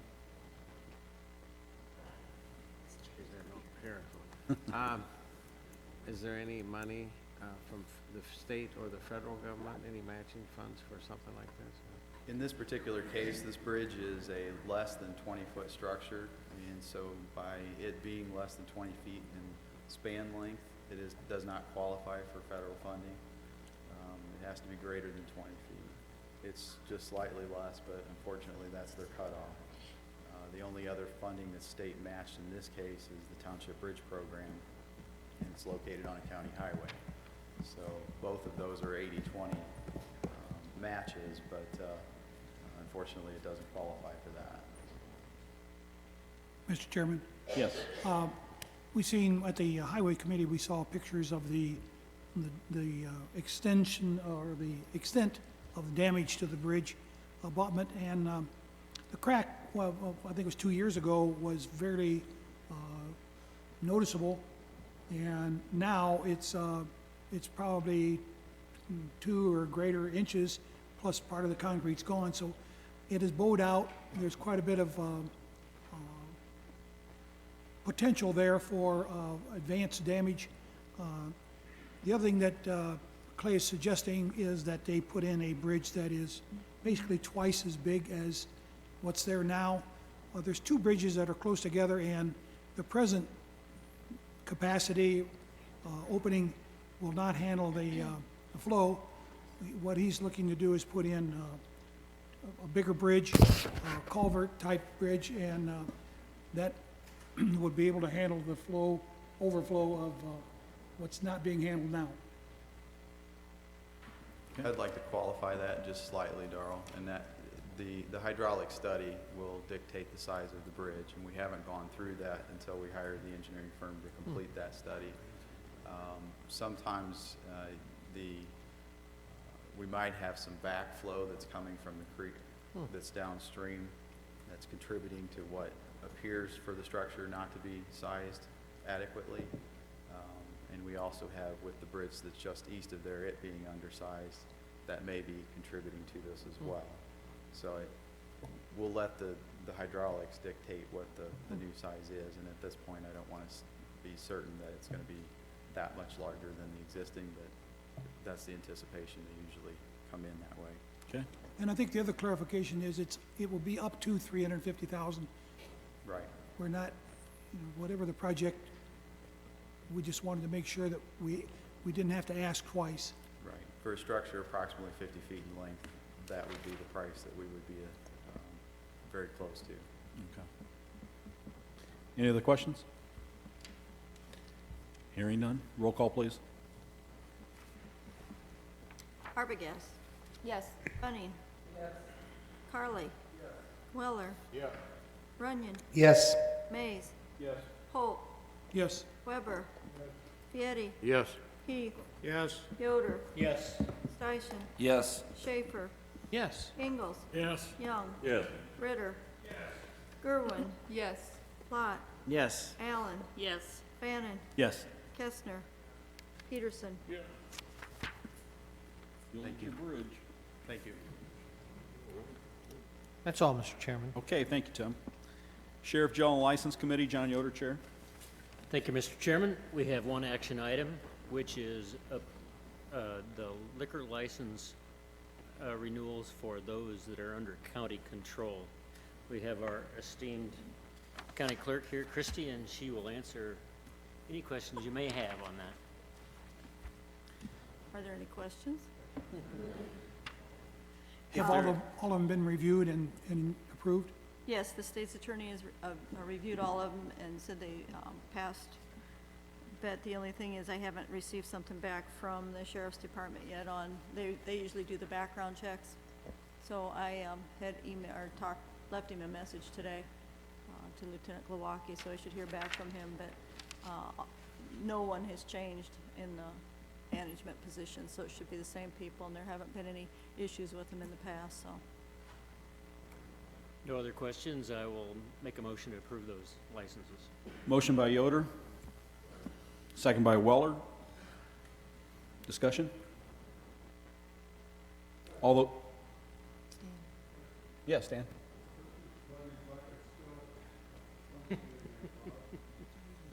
I don't believe we have jurisdiction over that one.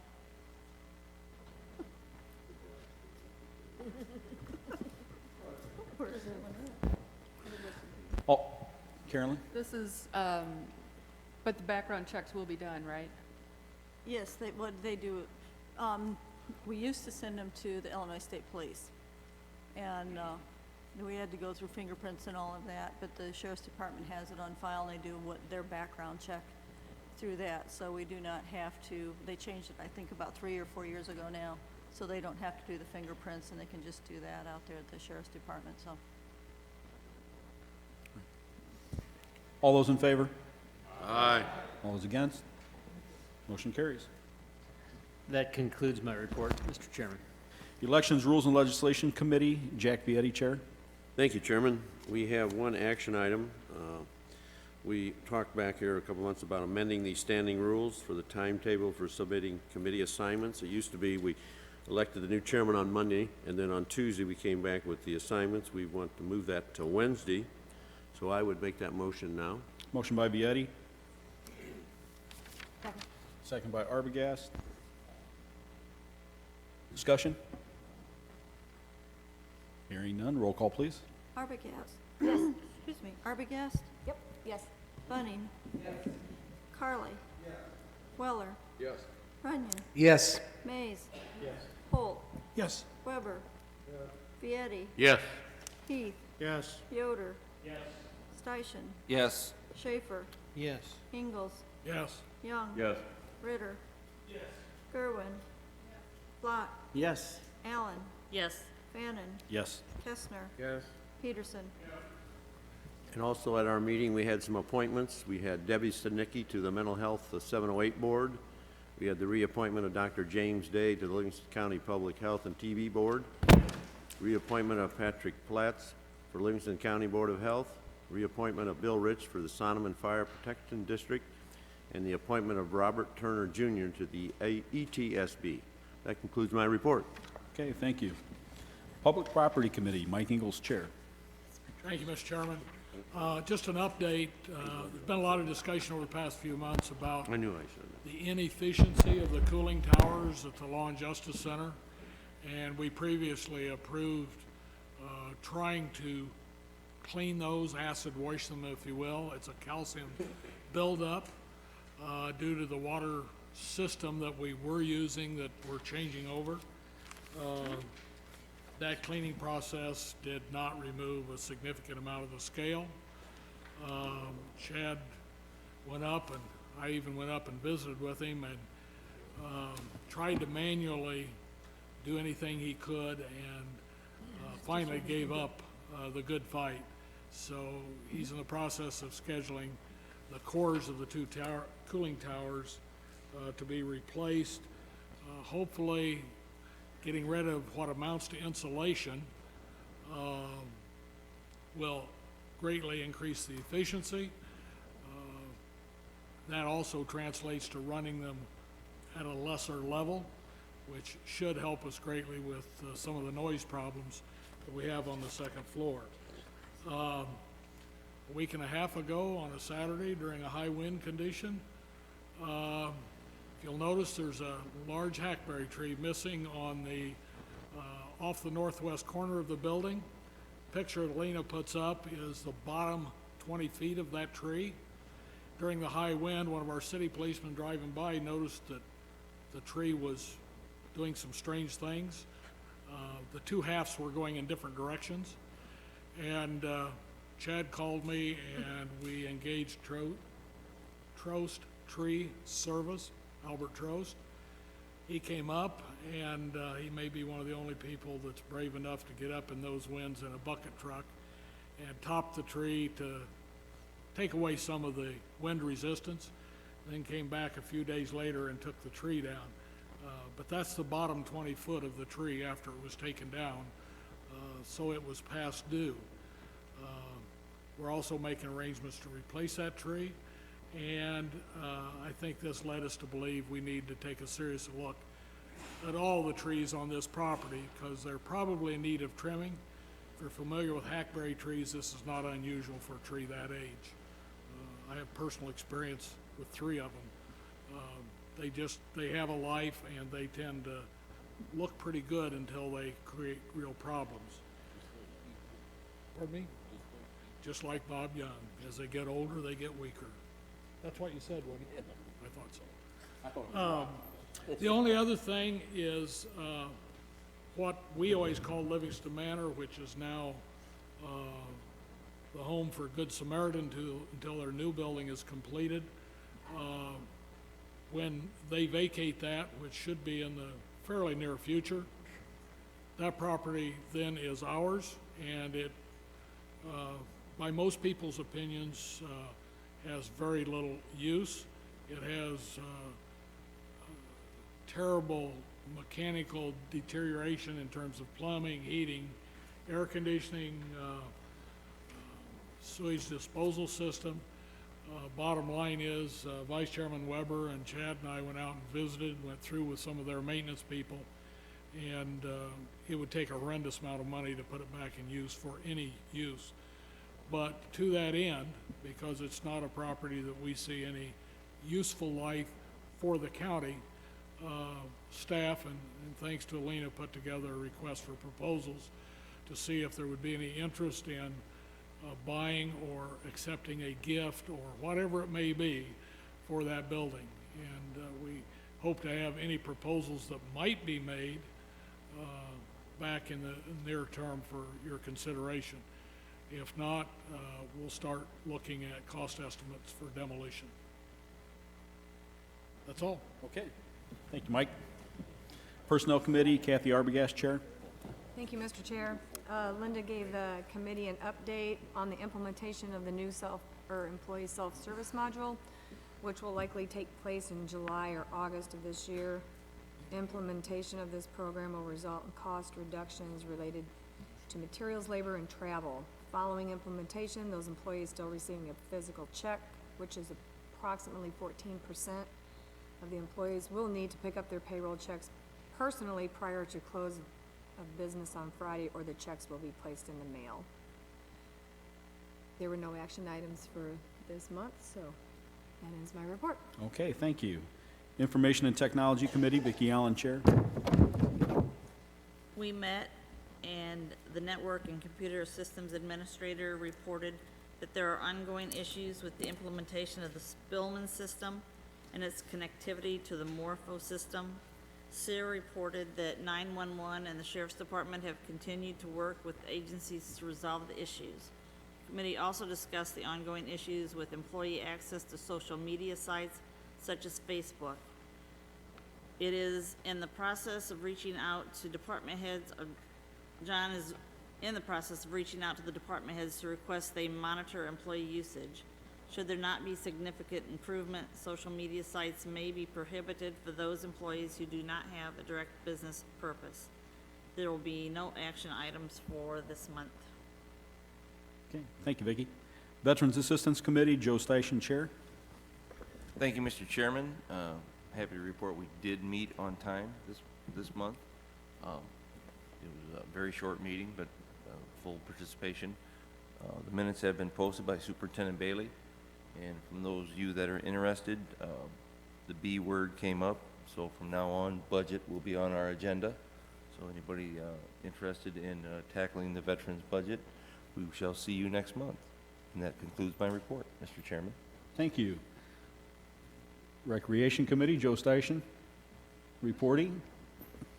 Thank you, Mr. Chairman. I was unable to meet this Recreation Committee meeting yesterday, and if I don't see any other committee members present. Were you there, Mr. Chairman? Maybe you could report on what happened? Sure. Thanks. I'll accept your report as submitted, and any questions, we'll move on. We talked about the Greater Livingston, the Livingston County website that was put together by the GLC, EDC, and the possibility of the Recreation Committee, working with them to get the events, recreation sites, and those types of things on that webpage, including some maps of the bike trails and some other things. An interactive map is what we're hoping to look at. So we're looking into that and seeing if that's going to be feasible and if they can afford the cost. And that concludes Joe's report.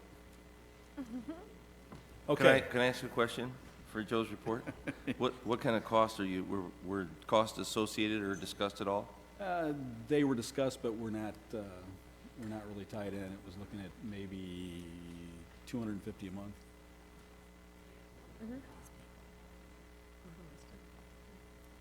They approved up $2,000 for the year? For the initial outlay, if it works out. $2,000 for the initial outlay, that brochure? No, to go on the website and to get all that put on the website for a one-time shot. Are we talking the county's website or the GLC, EDC? GLC, EDC, it's the Live Livingston County site. Okay. Which, if you haven't taken a look at it, pull up Live Livingston County. I was impressed. It's a really, really good website. Covers a lot. Housing, education. Pontiac? All of the towns. Pontiac. Okay. All right, I'll open it up for public comment. No. There being no other questions, that will conclude the Recreation Committee report. Thank you, Mr. Chairman. Public comment? Oh, I'm sorry. Mr. Ritter?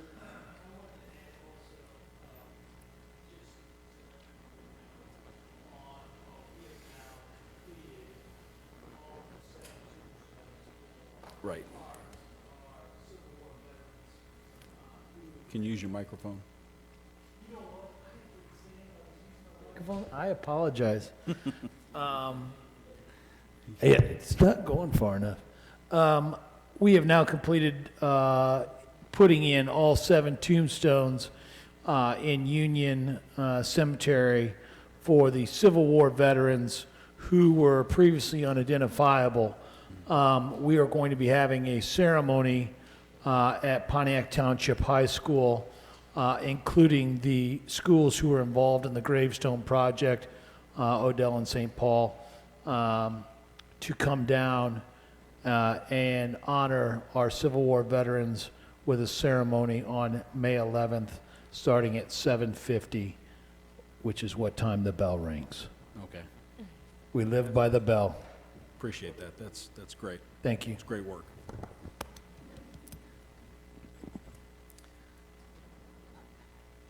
Alina? By the way, we did have a pop quiz today. So that gal who said about pop quizzes, we had one today. Alina? As in prior years, if there are any board members who are not interested in reviewing their audit any further or would not like to keep that on file, we do recycle those. We distribute them to the rest of the department heads, and that prevents us from having to order and pay for more. So if you do not need your audit any longer after today's presentation, if you may feel free to drop it off on your way out. Okay, or thank at you. any time. No public comment?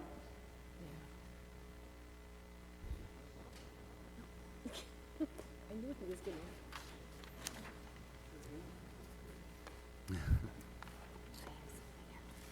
Okay. Good evening. My name is Mark Heil. Most of you have heard me speak and blab about stuff before. First of all, I need to ask Mr. Ritter, is that 7:15 a.m.? 7:50. It's been a long time since I've had to be at a 7:50 a.m. school bill. If you are late, we will write you a tardy slip too. Awesome. You can also buy my property if you'd like. Enbridge spoke tonight. They were on the agenda, I guess. At 8 o'clock this morning, I had looked at the agenda online. It still was not on there. So I was just curious why that might be, but I'm sure you have your reasons. We spoke to Cheryl Holt and them out in the hallway for a few minutes. Not sure where any of that goes, but obviously their first on the agenda is to protect people in their environment. And I would like to remind the county board that, you know, I would think that your first appointment on your agenda is to protect its citizens and safety and well-being as well. So please don't forget that when it comes time with us. They told us that they do not have plans at this time to expand that tank farm close to us, but we've all seen the drawings. They've had their PowerPoint presentations for it.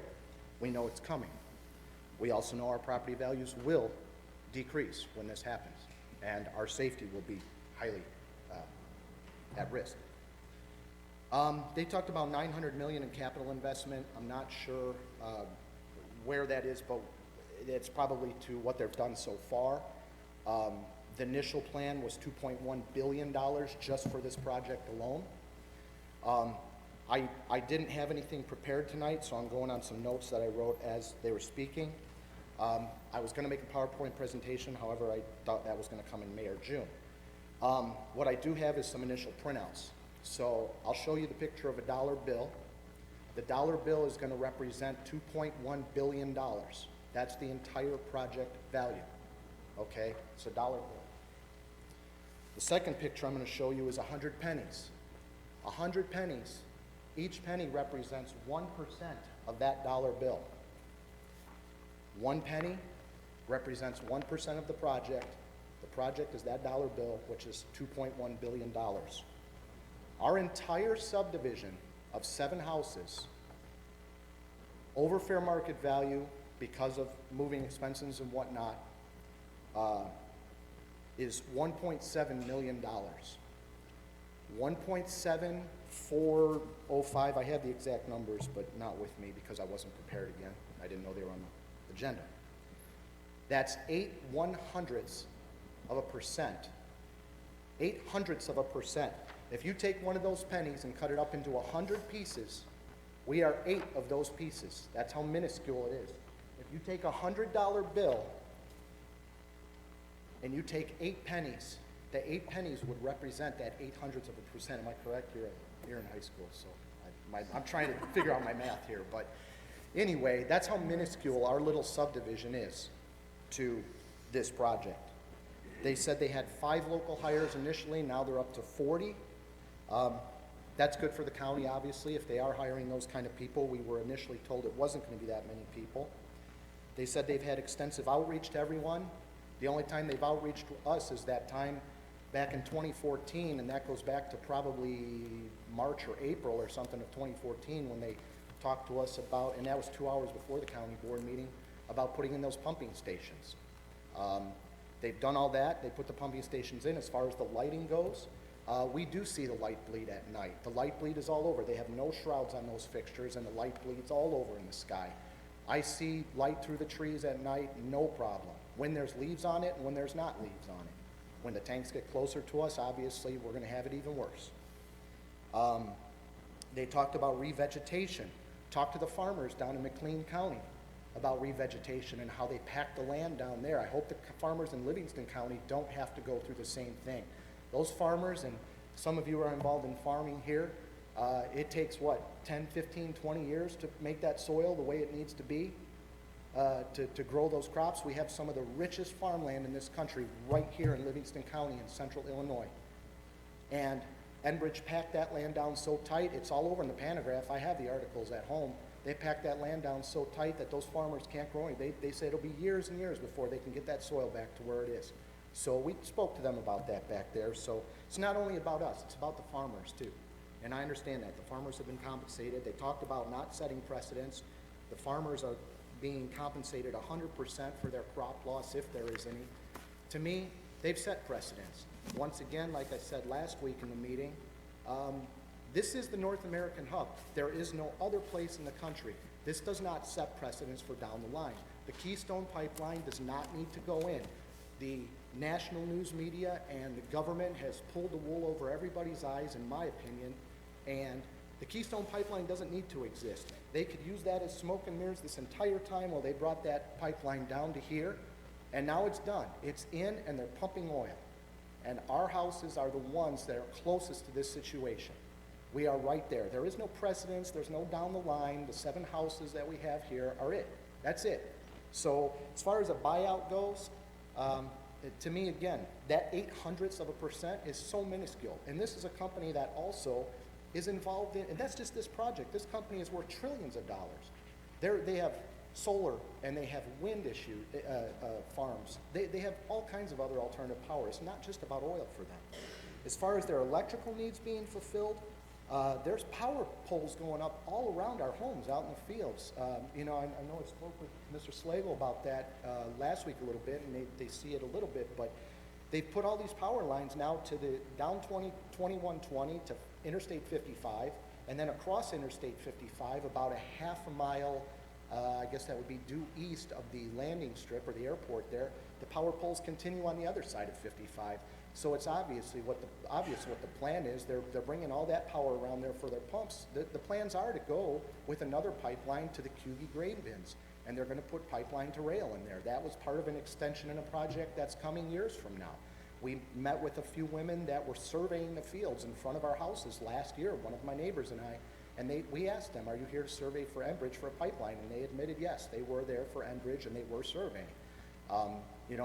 There's talk on that 18-inch pipeline going right across from our houses, across the field, and then over towards the Cugie grain bins where they're talking about putting in some rail lines for that. Once again, this is the North American hub. As far as their 24-hour computerized pressure monitoring, let me tell you that the Kalamazoo, Michigan spill, that was also pressure monitored. They had something at that time in the pipelines called phase separation, which essentially phase separation is air bubbles in a pipeline. What did Enbridge do at that time? And I hope to God they learned their lesson. They increased the pressure on the line. When they had people in the area in Kalamazoo by the Talmadge Creek that were complaining that there was oil smells and there was oil leaks in that area. the reason there was pressure issues is because that oil was leaking out of the pipe through their welded seams, which are the biggest failure point of those pipelines. There's dozens and dozens of things you could find on the internet about that. And obviously everything we know that's on the internet is true. So they increased the pressure in those pipelines and burst that pipeline.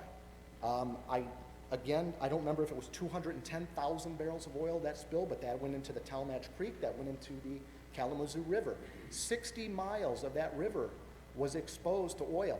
They've spent over $1 billion cleaning that up, and it's not cleaned up. If you go to EPA and start looking around, the EPA is not happy with the cleanup as of today, and that was back 2 years ago or more, or actually maybe that might have been in 2010 or 2011. It's been longer than that.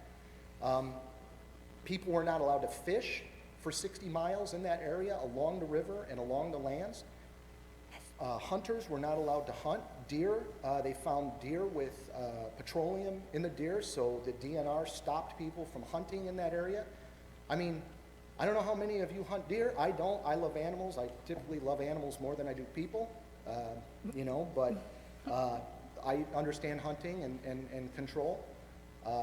Joe, I know it's funny. Just bear with me for a few minutes, all right? I appreciate you paying attention to me. Very disrespectful, but it's appreciated. Thank you.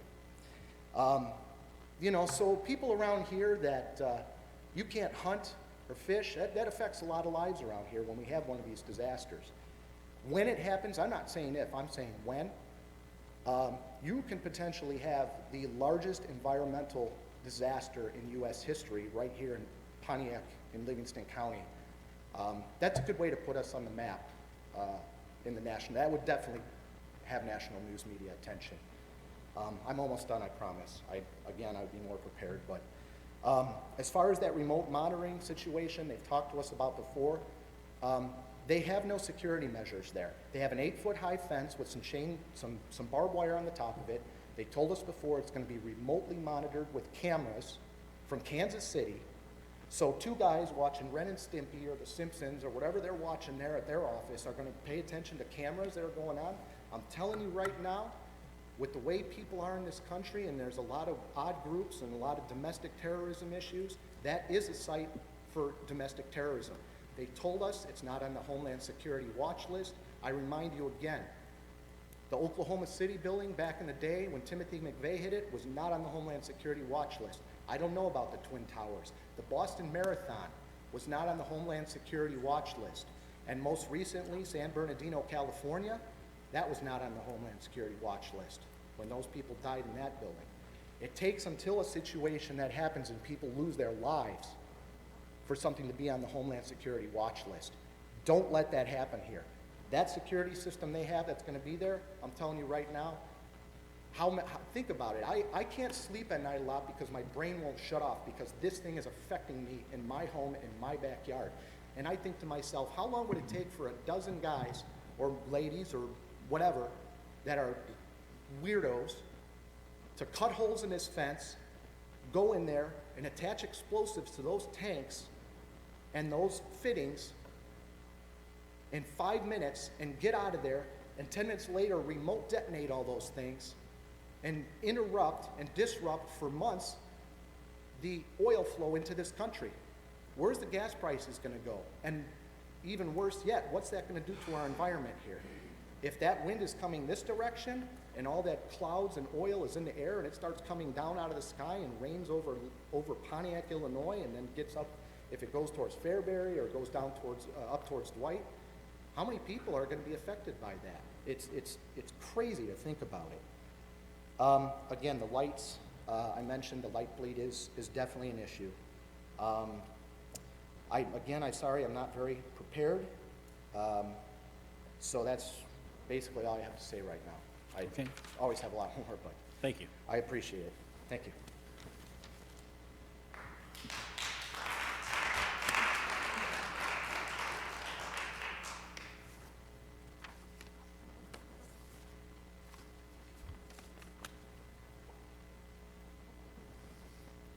Good evening.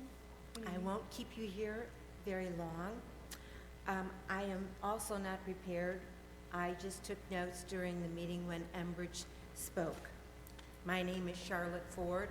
I am one of the owners of the 7 homes in Whispering Oaks. Enbridge met with all the board members. They did not meet with any of the residents of Whispering Oaks. The board has listened to Enbridge. Now please listen to us. We are the ones affected by the growth and the construction. We are the ones in danger for our health and property values.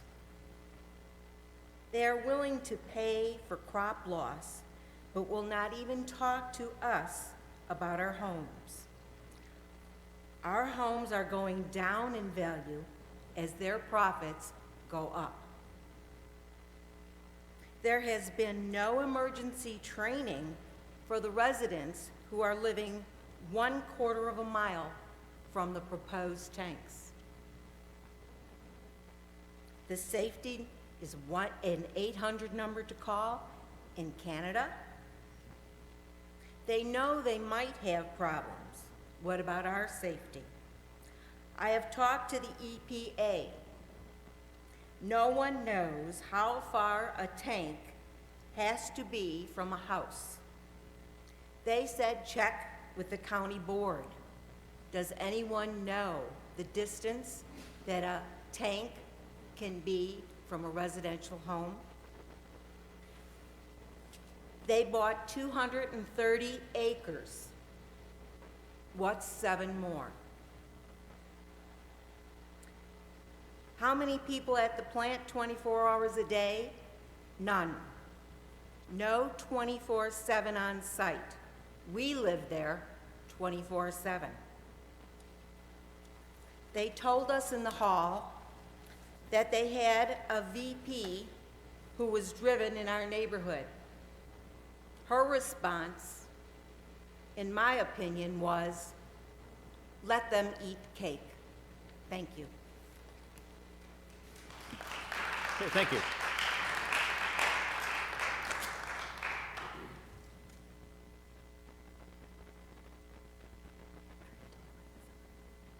Anyone else?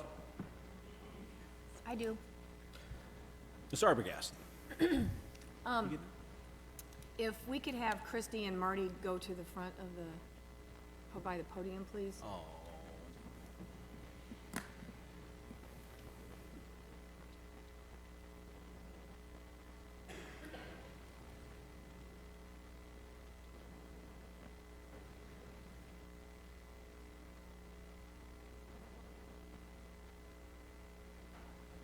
Come on, Vicki. What's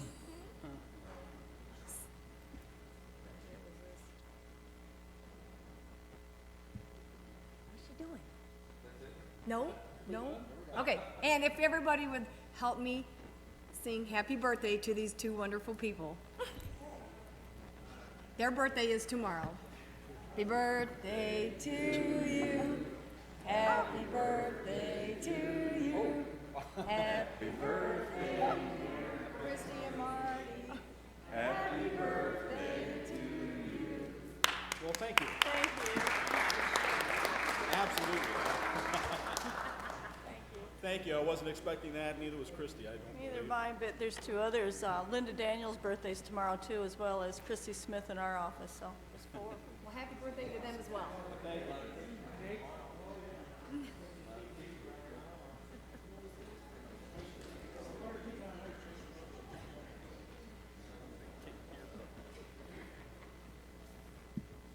Not cool. Okay. Next meeting will be May 12th, 2016 at 6 p.m. I'd entertain a motion to adjourn. Motion by Ritter, second by Mays. And don't forget cake. Yeah, cake in the back. All those in favor? Aye. All those against? Motion carries. Thank you.